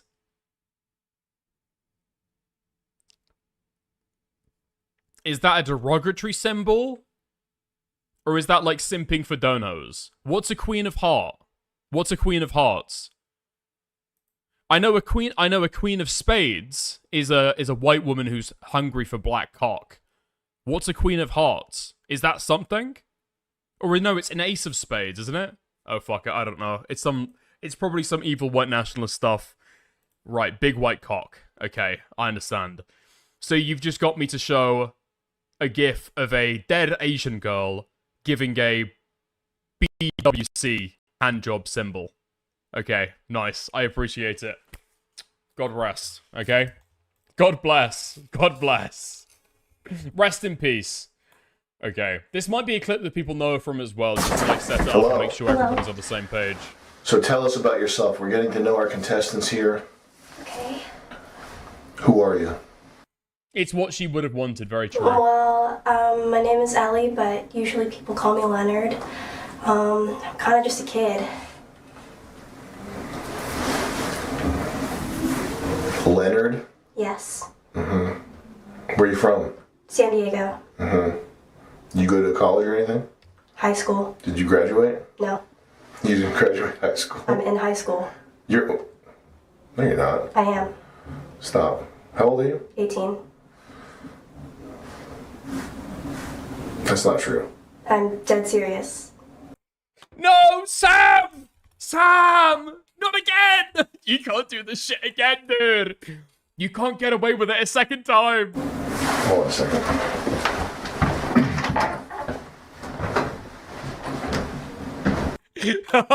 You see how he fucking runs out that door, dude. He knows.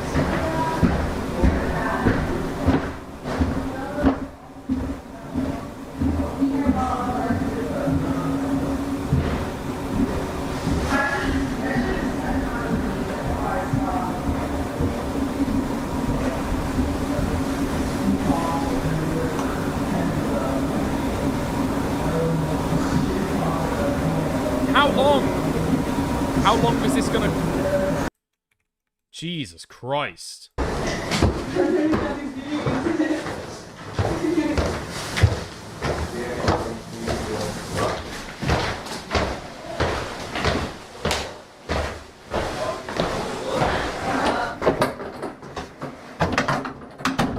Okay. So you're 18. You're in high school. Great. What's that like? Is it fun?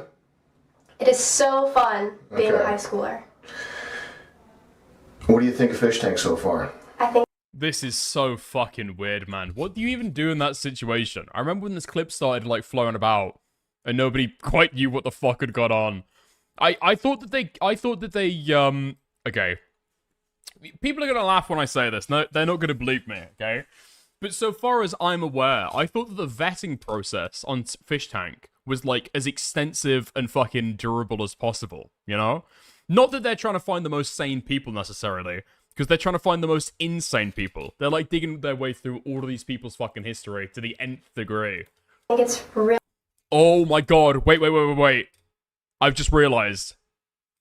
Jet vetted her? I'm pretty sure Jet was in charge of the vetting, wasn't he? Jet Neptune was in charge of the vetting and the production on this fucking show. Oh, put a pin in that. We'll come back to that later. really great. I'm meeting some amazing fishes, and I'm so blessed to be here amongst them. Is anything mentally wrong with you? Perhaps. I haven't gotten a psychoanalysis, so I wouldn't know. You've never been diagnosed with anything? No, Why are you on the show? because I got the opportunity to. Are you just like a normal person, or is there something like wrong with you? I don't think there's anything wrong with me. Okay. What do you think of your fellow contestants so far? I think they're very kind-hearted people, and they are in it to win it. Are you in it to win it? I am in it to win it. You are? I am. Okay. What's your life like? Are your parents rich?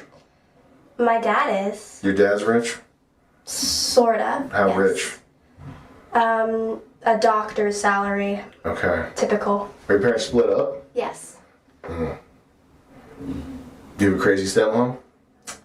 Not necessarily. Damn. As interesting as this is, let's crack on with it, I guess. Okay.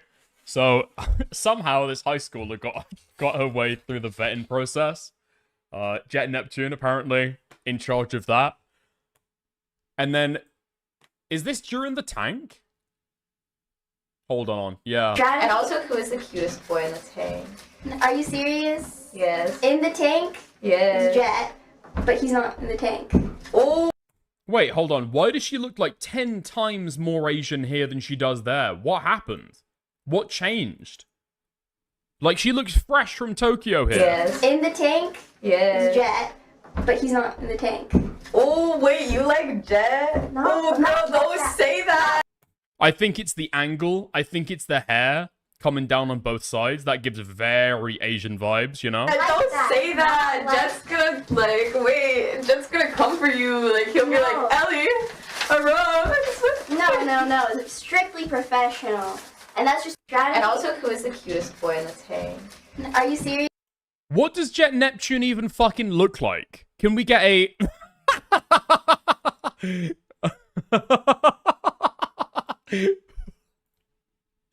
Wait, I tried to type in Jet Neptune into Google Images, and this was the first thing that popped.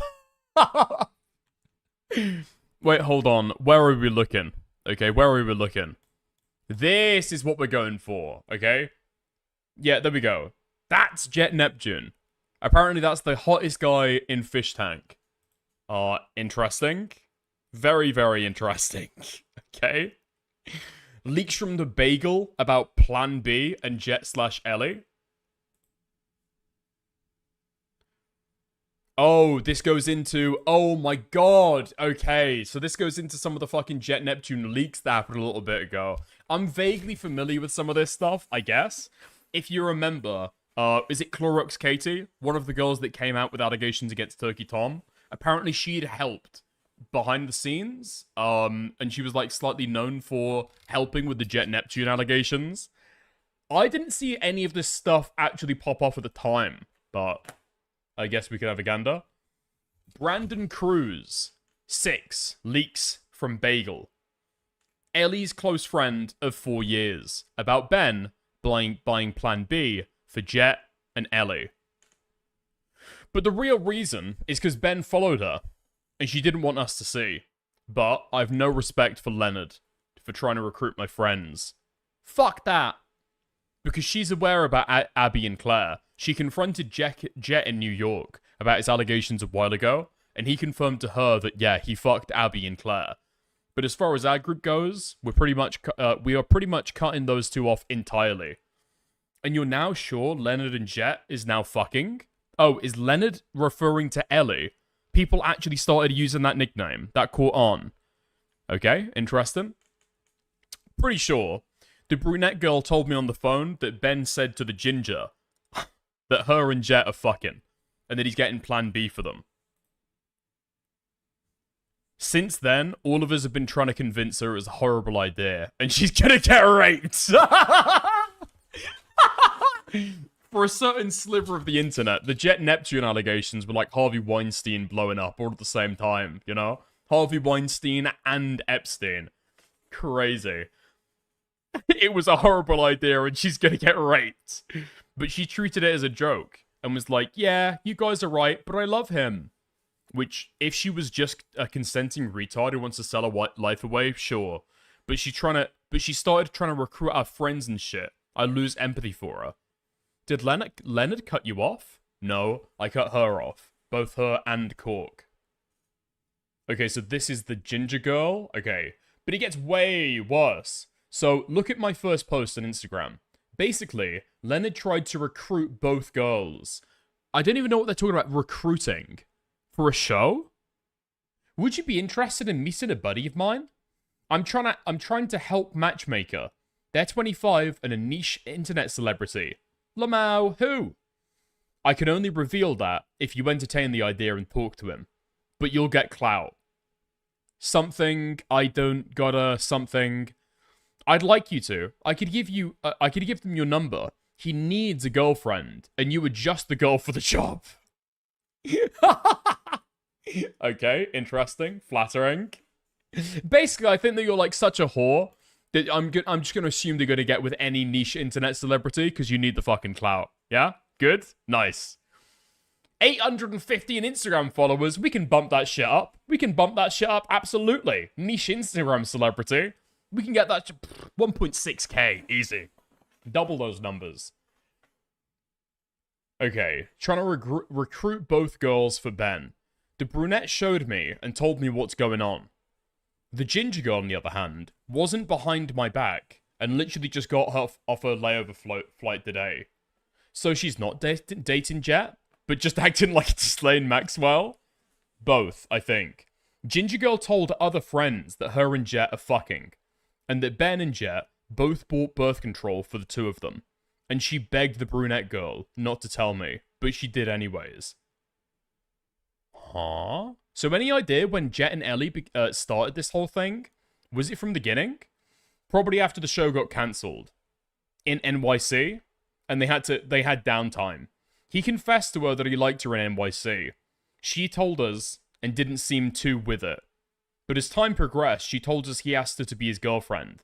And she would fly out, and he would fly her out and teach her how to edit and shit. Just straight up Neptunian style grooming. Okay, that's amazing. Oh my god. Hey baby. Want to learn Premiere Pro? Hey honey. Want to figure out CapCut? That's how he gets you, okay? Be careful, be on the watch. Alright, look out. What else is this? Text from a friend about Ellie's sister encouraging her to visit Jet. Okay. Text from Bagel stating that Ellie's sister was egging her on to go and visit Jet. Alright, I think this one is important. I haven't heard anything about him directly, only Jet and Ben. Pretty much, I think Leonard is beyond saving. I was the closest person to her. Leonard is Ellie, right? I was the closest person to her that could have got her out of that situation. Her sister was for it, like pushing it. And Cork went behind my back to entertain it. Her sister was for it? For what? Yeah, her sister was telling her to do it. Dude. That's how I met her sister. Because she would talk to her. And I was like, how the fuck are you letting her go there? Wait, her sister was for her going to Jet Post Fish Tank? Yes. Her sister is retarded trad wife. Okay. Fair enough. Text from friend about Ellie's sister encouraged her to visit. We already read that. Additional leaked image from the same archive account. Okay, what's the final leaked image? No fucking way. No fucking way is this real. What do you mean? This is not a fucking archive. This is not a fucking... This is a meme. What do you mean, an archive? Okay, right. So these guys were dating for a little while. And what you might find somewhat notable is that... So, I don't know why I'm laughing. Ellie ends up killing herself. Okay? And then it starts going around the rumor mill that Jet is apparently to blame in this. So, I guess we'll see what happens. Okay? But, let's go. Well, this community is fucked. This community is fucked. Jesus Christ. I'm starting to fucking think back to when Morale, does anybody remember that call? When Morale was trying to warn Kinetic Kel against going and hanging out with fish tank people. I'm starting to fucking understand why. They are truly fucking demonic. Welp. It's over, chat. Ellie roped in May. Good luck, Neptune. Okay, we've got the Reddit post there. Ellie's sister here. First and foremost, yes, my sister passed away in May. We asked friends and family to keep it quiet for a few personal reasons, and also so we can mourn privately without the internet going apeshit with rumors and speculation. Well, yeah, a bit late for that, innit? Okay. Of course, I missed some internet privacy precautions in my current state of grief, so now it's out. It's okay, though. I mean, it's been long enough. Let me be clear. Jet, Fish Tank, and the whole thing had nothing to do with her taking her life. In fact, they were the highlight of her life. Never have I seen her more excited and ecstatic about life than during and after being on the show. To clear some other things up as well, she sent in her audition tape in July when they needed a last-minute replacement, and within days she was off the show. She was not 17 when that happened, and she omitted a lot of information about herself. So you can all put a sock in it about that.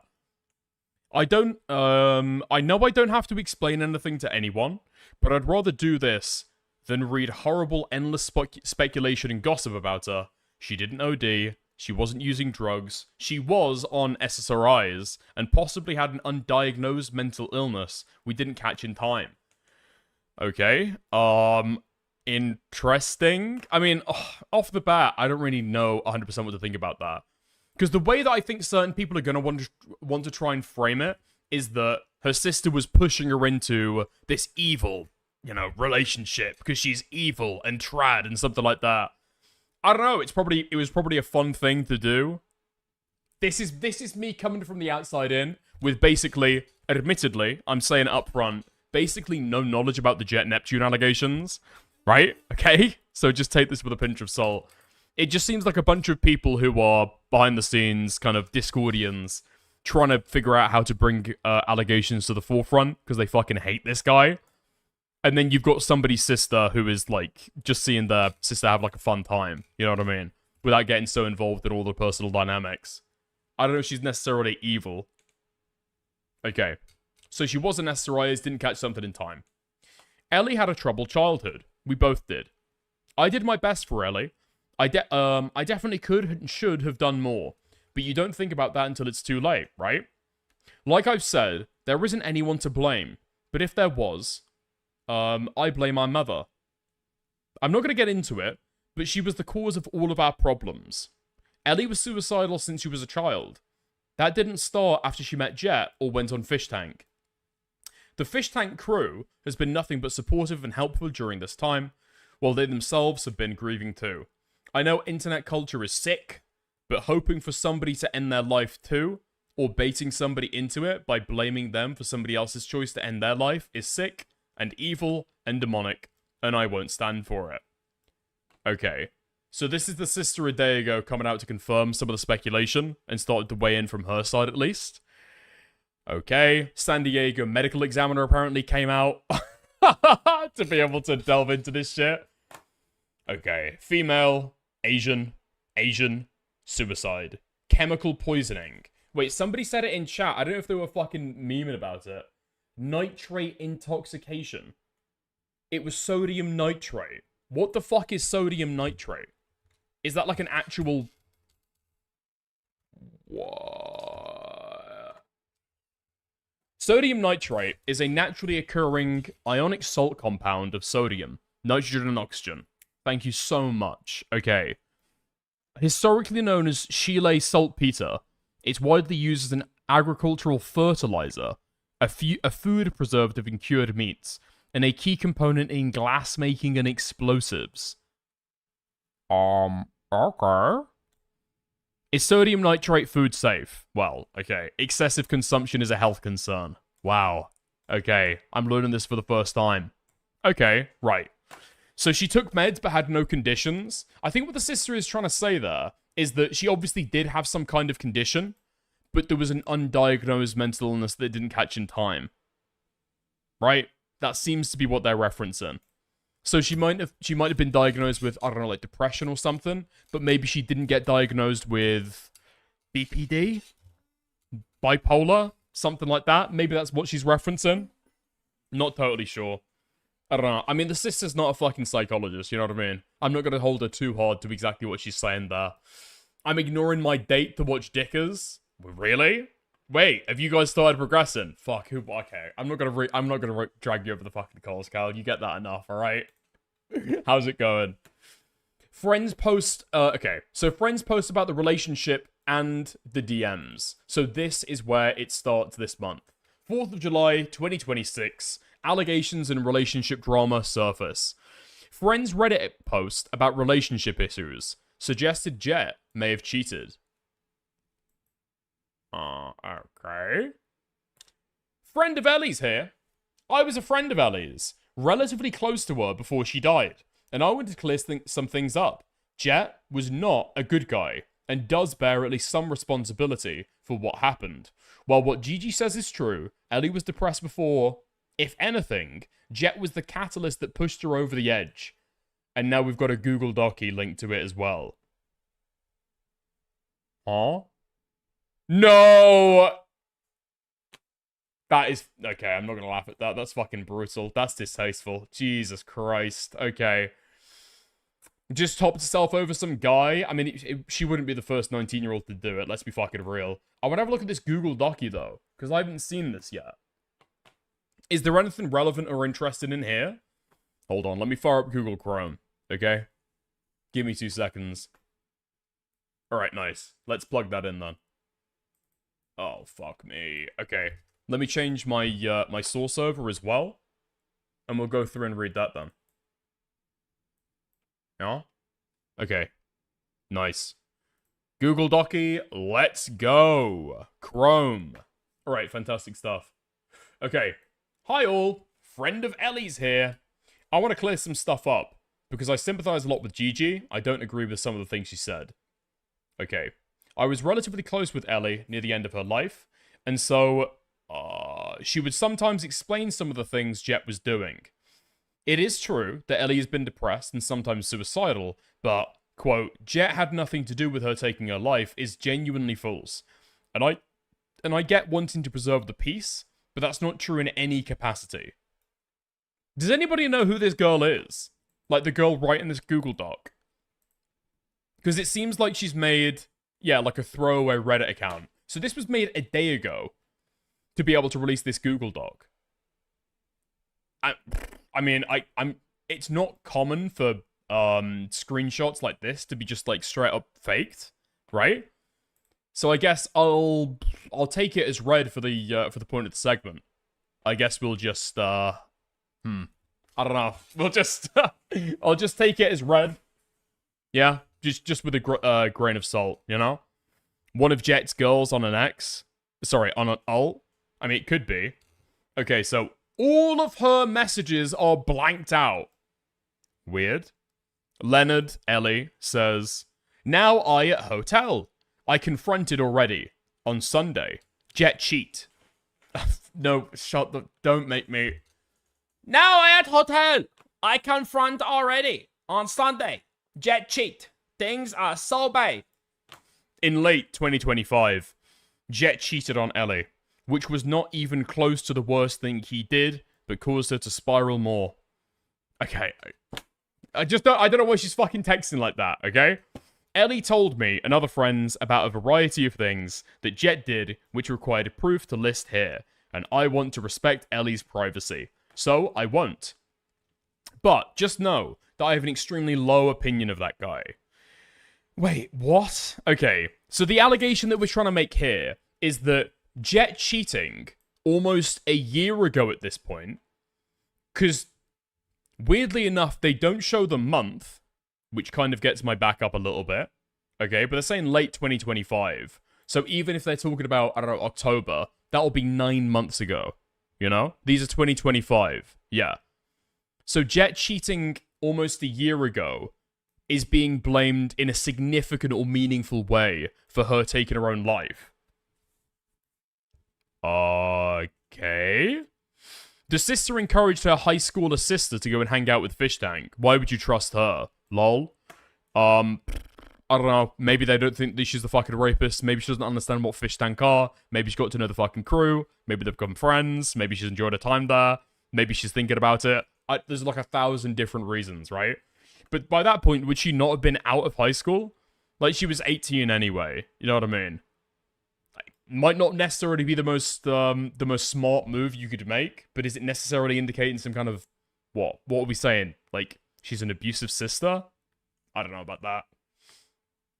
Wait, Jet nuked his Instagram. Really? This stuff has only been out for a day, and he's already nuked his Instagram. Yeah, okay, that guy's fucking flapping them. That's propaganda. Ellie told me and other friends about a variety of things that Jet did, which would require proof to list here. And I respect Ellie's privacy, so I won't. But just know that I've got an extremely low opinion of this guy. Okay. 2026. Do I buy that? Do I buy that? Ellie told me and other friends about a variety of things that Jet did. So presumably you got to tell me about her reaction to things that Jet did, but you're not going to go into detail about the allegations. I almost feel like you can't do that, right?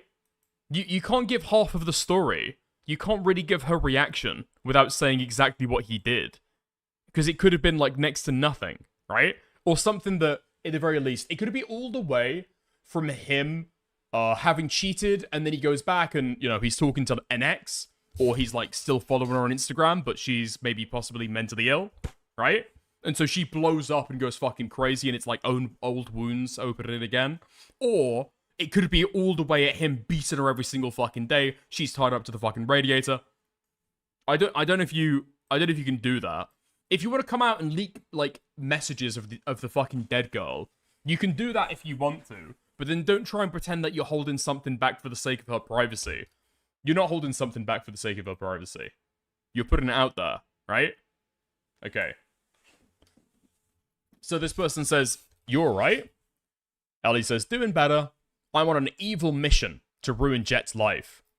I'm not sure if I would consider this better or adjacent, but depends on what you mean by that. It's better for me." Huh? He deserves the worst. I mean, real.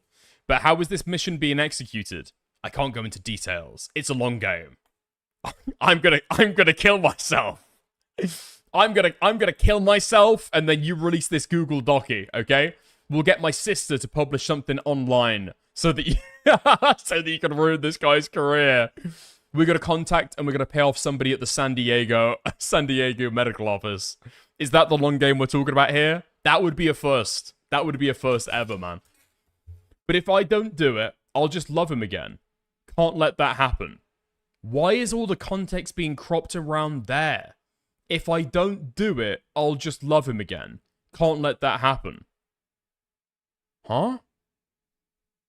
I've got no fucking clue. If this is icy drama, still, I'm leaving. I don't know what you're talking about, icy drama. We're not doing icy drama. I see.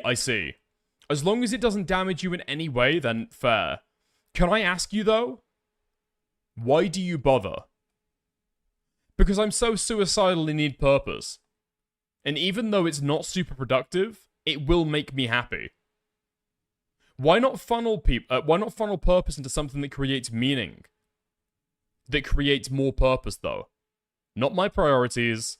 The way I see it, you create a very limited purpose for yourself, which when you fulfill, you go straight back to suicidalism. Let me live! You're obviously not dumb. Why not actually use your potential, Ellie? And then it skips. And then we are missing a text here. Because I am filled with rage. And now is not the time for rationality. Unrelated. It might be the exact time. What? And then it links to a YouTube video. And then the bio says you have to be a killer. Huh? Okay, so this person was talking to her when she was like spiraling depression, planning to ruin Jet's life, but also still thinking about getting back with him. And then she links to this YouTube video. What is this? Hold on. Copy text. Give me 2 seconds. I'm gonna try and find out what the fuck this is. This video isn't available anymore. It doesn't even say that it's been privated or deleted. It just says this video isn't available anymore. What does that mean? Can somebody tell me? I probably should know this, to be honest. It's not saying that it's been taken down for community guideline strikes, or privated, or deleted, or anything like that.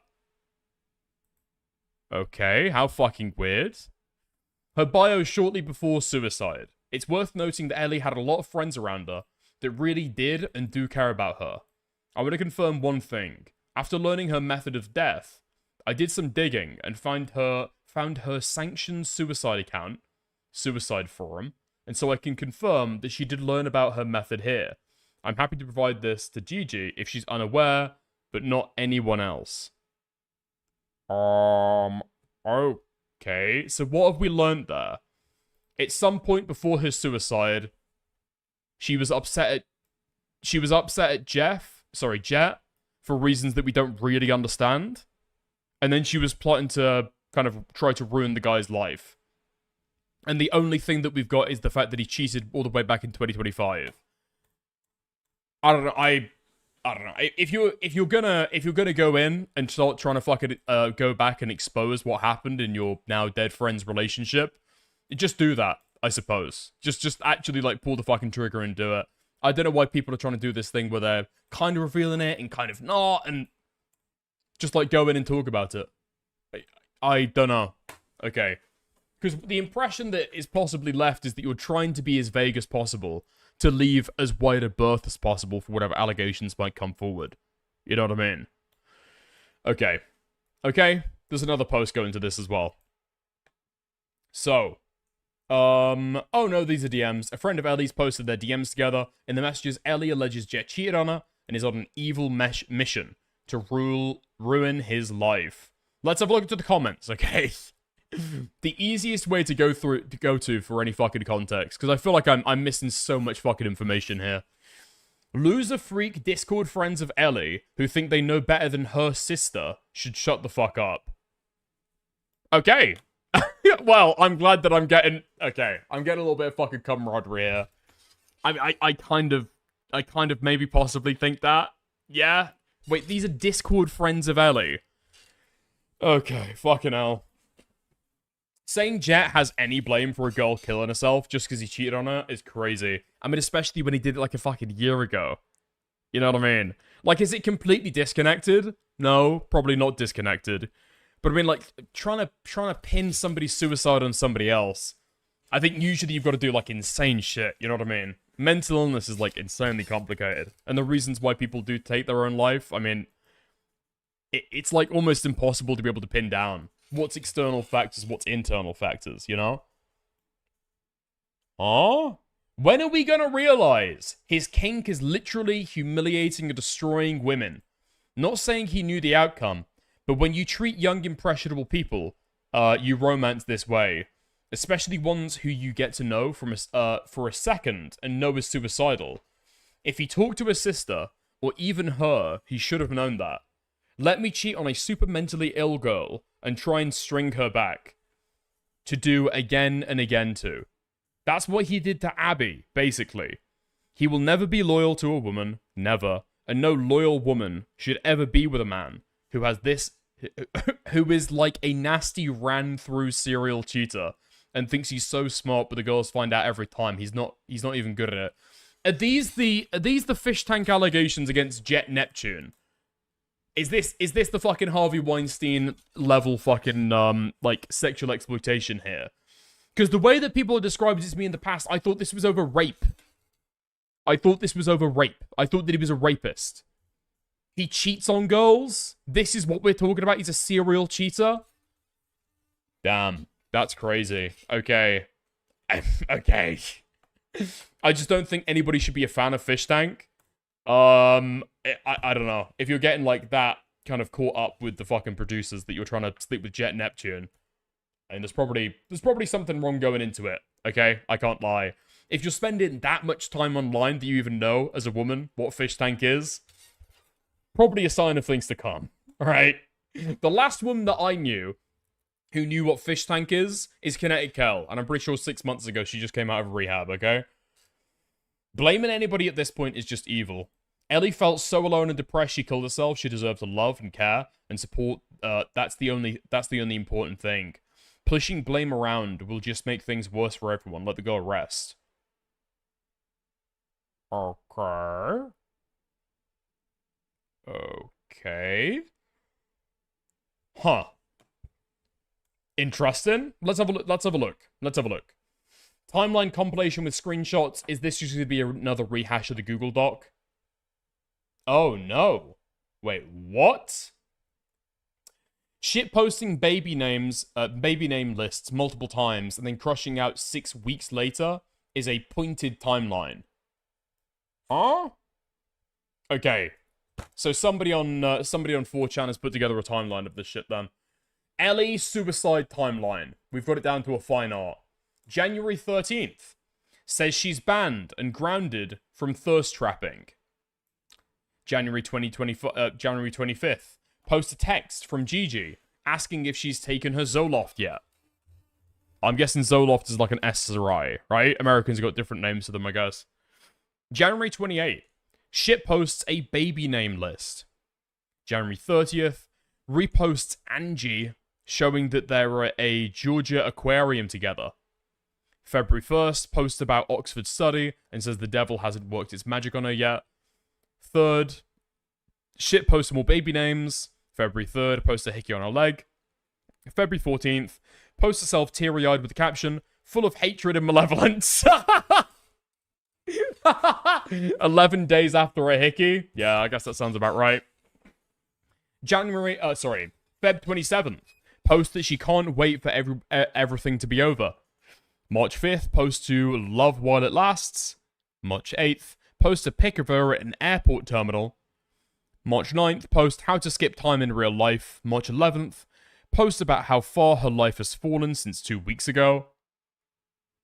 March 13th, suicide posts 2 days before season 5 starts. March 21st, posts a screen cap of her UCLA rejection email. March 25th, responds to the UK Anon in FT Leonard and says she isn't misunderstood. March 26th, posts a site chat during the Jet v JD Cumbunny fight. But of course. And then March 26th to April 18th, post thirst traps a lot more often. People say she looks anorexic. Okay. She's watching the Jet Abby Miami confrontation stream. A lot of female suffering could be avoided if they just listened to, quote, How to Pimp a Noir and took Cornell notes. Okay, so she does seem to be complaining about the cheating there, I guess. Who is the hickey from? I'm guessing, dude, let's be fucking real, okay? You don't want to lean on it too much. It's a little bit of a fucking crutch, okay? But Jet Neptune deleting his Instagram is probably a really fucking bad sign. Jesus Christ. Oh, I didn't even pick that up. Oh my god, no fucking way. February 14th, posts herself teary-eyed with a caption full of hatred and malevolence. It's Valentine's Day. I didn't even fucking put the pieces together. Okay, right, never mind. I'm a fucking freak. Post the dorm applications are due tomorrow. Post herself in the back of ambulance. Post a live to-do list. Post that there's plenty of time to die, don't worry. Okay? Post that she has not one day of peace, and that's all her fault. Answers a Q&A, and she says she wants to forget Fish Tank and has moved on. She only wished it lasted longer a few days before it ended. Posts about she's being blocked a lot, and that the streets are being mean to her. Does an Instagram live with Arya and Rachel. Does another Instagram live with Jin and one of her friends. Posts about her anti-emetic medication is raping her serotonin receptors. Interesting. Deletes all her Instagram posts, changes her profile picture, posts she's mad, and she can't say still hit though, like a man, posts that she's enjoying her flop era, posts that she visited a sorority, and then another clip of her crying in bed because it didn't make her happier.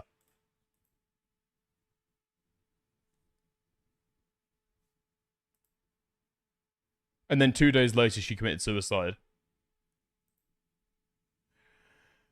I mean, I'll be fucking real. You can try and blame Jet Neptune. You could also blame the fucking UCLA rejection. There's like so many different aspects of this stuff. Like she says she regretted going on Fish Tank.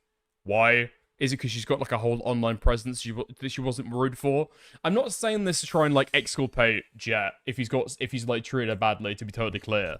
But just to say there's a lot of fucking things that go into this. You know what I mean? Like there's other factors there that could clearly explain. Otherwise, if you would imagine a world where she didn't get like denied from UCLA, you could absolutely imagine her life going slightly differently. And maybe other pressures she would have been able to, like, handle a little bit better. You know what I mean? Okay. Okay. Disturbing older content from the show. Now viewed differently. Old clip of Letty asking Ellie how she would kill herself. Why the fuck is this a clip? Okay, let's do it. Let's do it. Okay. Can somebody bring up a shotgun? How would you kill yourself? I had this all planned out actually when I was like 13. But when I was still living, when I was living with my mom, so I was either like 12 or 13. And I had all the things in my Amazon cart, on my mom's card, ready to go to ship to my apartment so I could kill myself. Because I was such a little coper. I was so sad.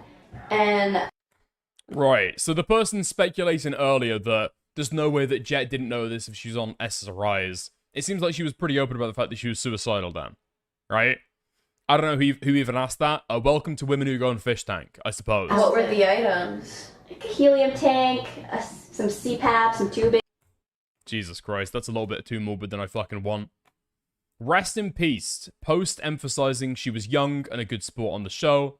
And then already used in Section 4 timeline that serves as reaction compilation. Wait, what? Hub? Oh, this is something that's already been used in Section 4. Right, okay. So that's where it stands. I guess. That's where it stands. So rest in peace, I guess. I don't really I feel like the Jet Neptune had allegations that came out in 2025. And now he's got something of like a hate community going after him. And I feel like that's what stirred up a lot of these allegations. You know what I mean? I mean, or has stirred up a lot of the negative sentiment to him and a readiness to be able to blame him for whatever the fuck has happened. You know what I mean? Maybe the stuff there where she's complaining about a relationship and then it's later revealed that actually she was dating Jeff. Or, sorry, Jet Neptune. You know what I mean? The blood is on your hands, Dickie. I know. What did I do, man? What did I do wrong?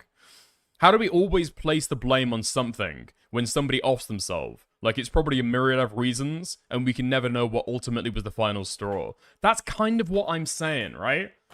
Because that's what I mean. Let's say, for example, that she never gets denied from UCLA. Does she not kill herself? Has she got something else to hope for in the world? You know? Dick, have you looked into those allegations? How credible are they? I don't know. It seems like... Is anybody denying here that he cheated on her? I feel like I've got basically no reason to doubt that at all. And then apparently the allegations earlier amount to him being a serial cheater. I haven't looked into it, but I'm saying with a pinch of salt, they seem relatively fucking credible. Although not necessarily that severe. You know what I mean? If he's fucking fans, or if he's fucking girls that come on the show after the show ends, I don't know. Maybe say that's got some kind of weird dynamic to it. That seems like a little bit of a stretch for me. I don't know. If it's UCLA, I'd give it until finals, to be honest.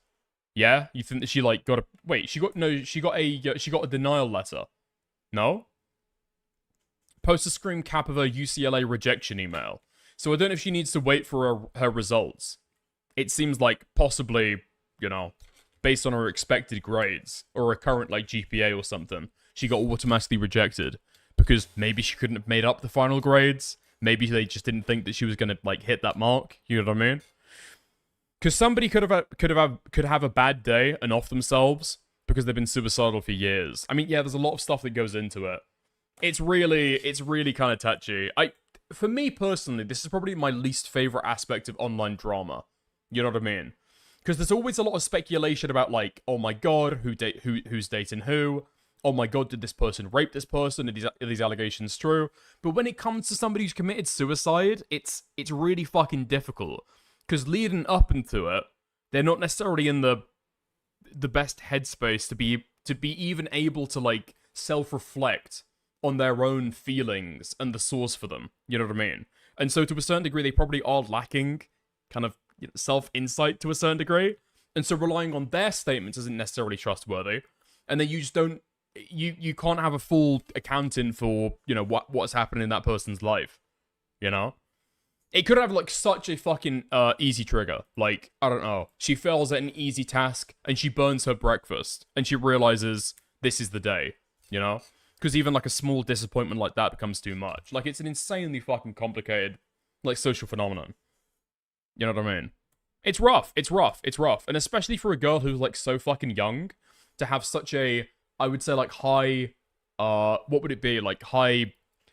In a certain community, like a high amount of attention, a high amount of presence. You know what I mean? Especially being one of the contestants who's just finished, and then is going through that. Maybe she's looking at the... Were they starting up season 5? Let me go back. Yeah. Suicide posts 2 days before season 5 starts. Maybe she enjoyed the attention, and now she feels that season 5 has started, and she's not going to get that kind of attention anymore. You know? She's got cheated on by a boyfriend, so that's over. She's got rejected from university, and she thinks that the attention she's got online is going to fade away from her. There's like a lot of aspects there, you know? And she was mentally ill on top of all of it. You don't have to be mentally ill to commit suicide, but if you've had suicidal ideation since you were a kid, then, you know, it's rough to try and blame anything in particular. Especially when you've got childhood trauma going on there. If that's what the sister is trying to, if that's what the sister's alluding to, you know? If you ever known somebody who's perpetually suicidal, they tend to off themselves before, who tried to off themselves before, like you said, burnt breakfast could set them off.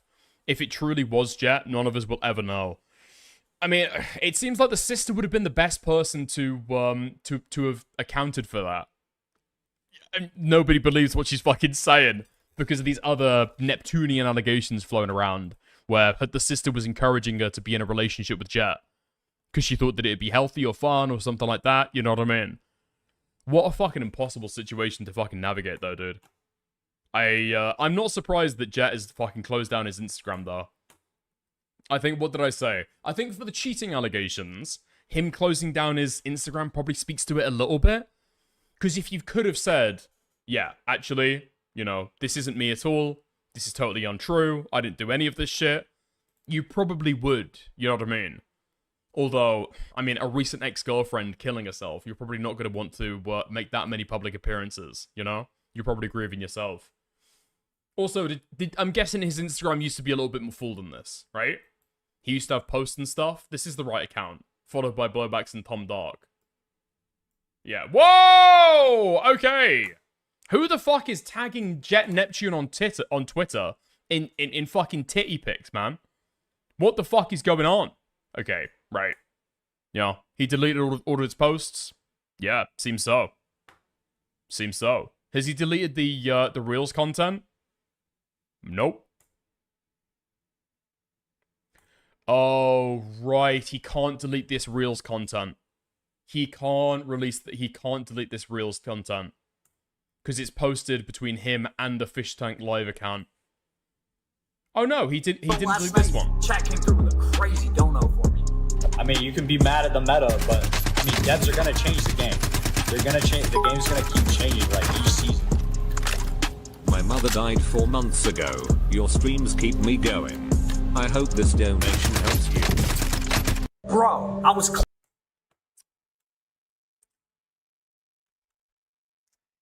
Yeah, right. Didn't age the best, did it? Didn't age the best. Okay. Yeah, never mind. He deleted all of his posts. That's the sketchiest part of this. This is like truly like exotic types of drama. Not that it's like funny or anything like that. But what I'm saying is like, how would you expect somebody to react when their ex-girlfriend has just killed themselves? And there's now public speculation about whether you were to blame. And maybe you start feeling guilty about the fact that you did cheat on her. Right? That's pretty fucking brutal to go with. And do you know how you would fucking react? I've got no clue how I would fucking react. You know? If you enjoy anyone or anything associated with Sam Hyde, you don't deserve human rights. Well, I mean, yeah, maybe. I don't know. Some of the fucking episodes of Fish Tank were fun, you know? Watching the Fish Tank digest, that was pretty good. Yeah, that was pretty good. Wait, is Fish Tank Season 5 still ongoing at this point? Fish Tank. Season 5. It is. I haven't watched any of Season 5 yet. Oh, it's over. Wait, really? Holy fuck. Okay, never mind then. It's already done. Jeet Rape Tune? It could be, you know what? It could be. It could be.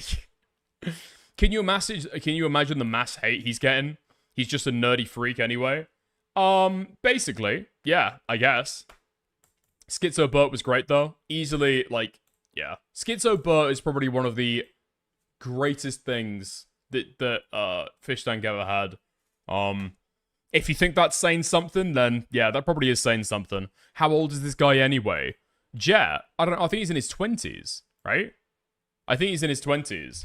Abby Blackbird is somebody who's got some ins with the Fish Tank community. I would ask her opinion on it.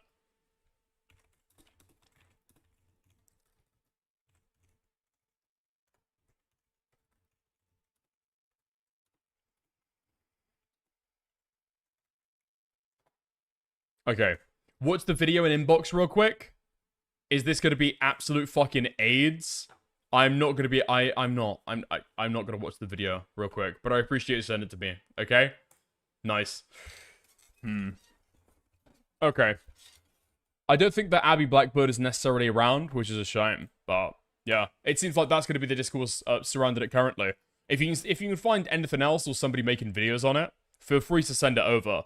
Actually, I'm just gonna type in Jet Neptune on YouTube and see if we get anything back. 5 months ago, 2 months ago, let's go this week. Really? Nobody's made any allegations against... nobody's made any videos on this stuff yet? Jesus Christ. Okay. Interesting. So it's just like, it's just drama that's like segregated right now to Reddit and Twitter. Damn. Okay, fucking hell. I mean, I don't know what this means for Fish Tank moving forward, to be fair.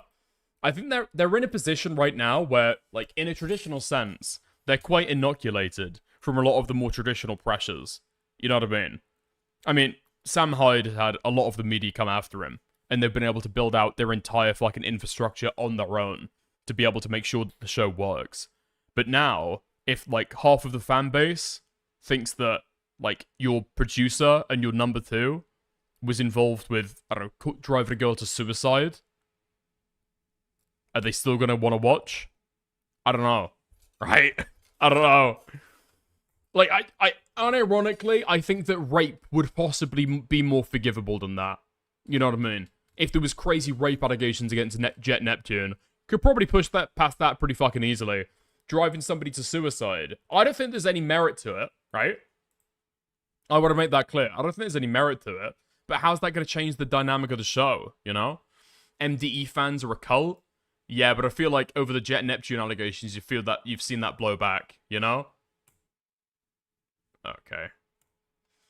I'm really going to cherish the memories I made with Ellie on Fish Tank. This is Ricky Bowick. I'm so saddened to hear of her passing. My heart goes out to her family, friends, and everybody grieving. Rest in peace, Ellie.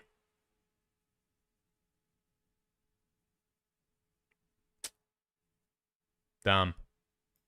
Okay. Yeah, wait, why the fuck is he naked in that photo? I don't really understand that.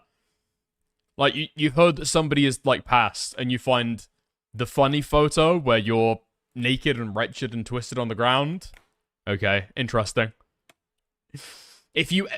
if anyone or... If you enjoy anyone or anything associated with Ricky Berwick, you don't deserve human rights. That one I will get behind, okay? That one I will absolutely get behind. Ricky Berwick is very fucking annoying, I can't lie. Yeah. People were right about him a few times. He has kind of got, like, cripple immunity. You know what I mean? Nobody wants to take any shots because, well, you know. You know. Although I don't think that he's got an intellectual disability. I think that his mind works just fine. But, anyway. Nice. There we go. I think that's about it. I don't know if there's much of anything else to be able to dig up or speak about there. If anybody's got any other links, feel free to send them over to me. But I think that's about it. That's like the end of the story. Unironically sad, but yeah. I thought that a lot of people had kind of wrapped this stuff up around the Etika stuff, you know? Because I was thinking about that earlier when I first heard of this drama.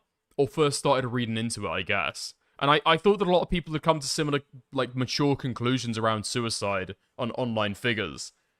Around the Etika stuff. You know? When people were trying to blame Keemstar and stuff. I don't know. I guess there's always going to be, like, the idea that the new case has got something a little bit more intimate or a better, you know, deeper angle to it. And so it's justified this time. You know what I mean? Yeah. Okay. There we are, though. I don't think that we're going to be going over the Tommy C stuff. If there's still interest in it, I might cover it again next stream. Okay? But I think that is going to be it. I was slightly interested in going over some of the Kodiak stuff because he dropped a document recently complaining again about his quote-unquote doxing, despite the fact that that guy, I mean, it's the exact same stuff with cheapy reviews, right? Reveal your name publicly by linking to it over and over and over again in your YouTube description to your personal Facebook. And then later on when somebody you don't like uses your name, you cry doxing. Who knows? In a few months' time, this guy might be jacking off the kids, if he's not already. Okay, fantastic. Listen, I'm going to raid you guys out to somebody else, and I'll see you soon, alright? Oh my fucking god, Argentina posted in chat. Argentina may have won the match, okay? But we won the land. That's the most important part that you need to remember, okay? Nice. Gonna send you guys over to Himpleton. Alright?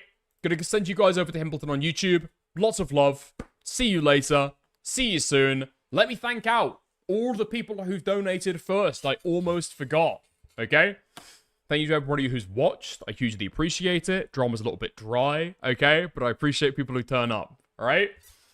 everybody who would like the stream. Hugely appreciate that as well. You don't know, okay? But it's a lot to help out the channel. So I do appreciate it.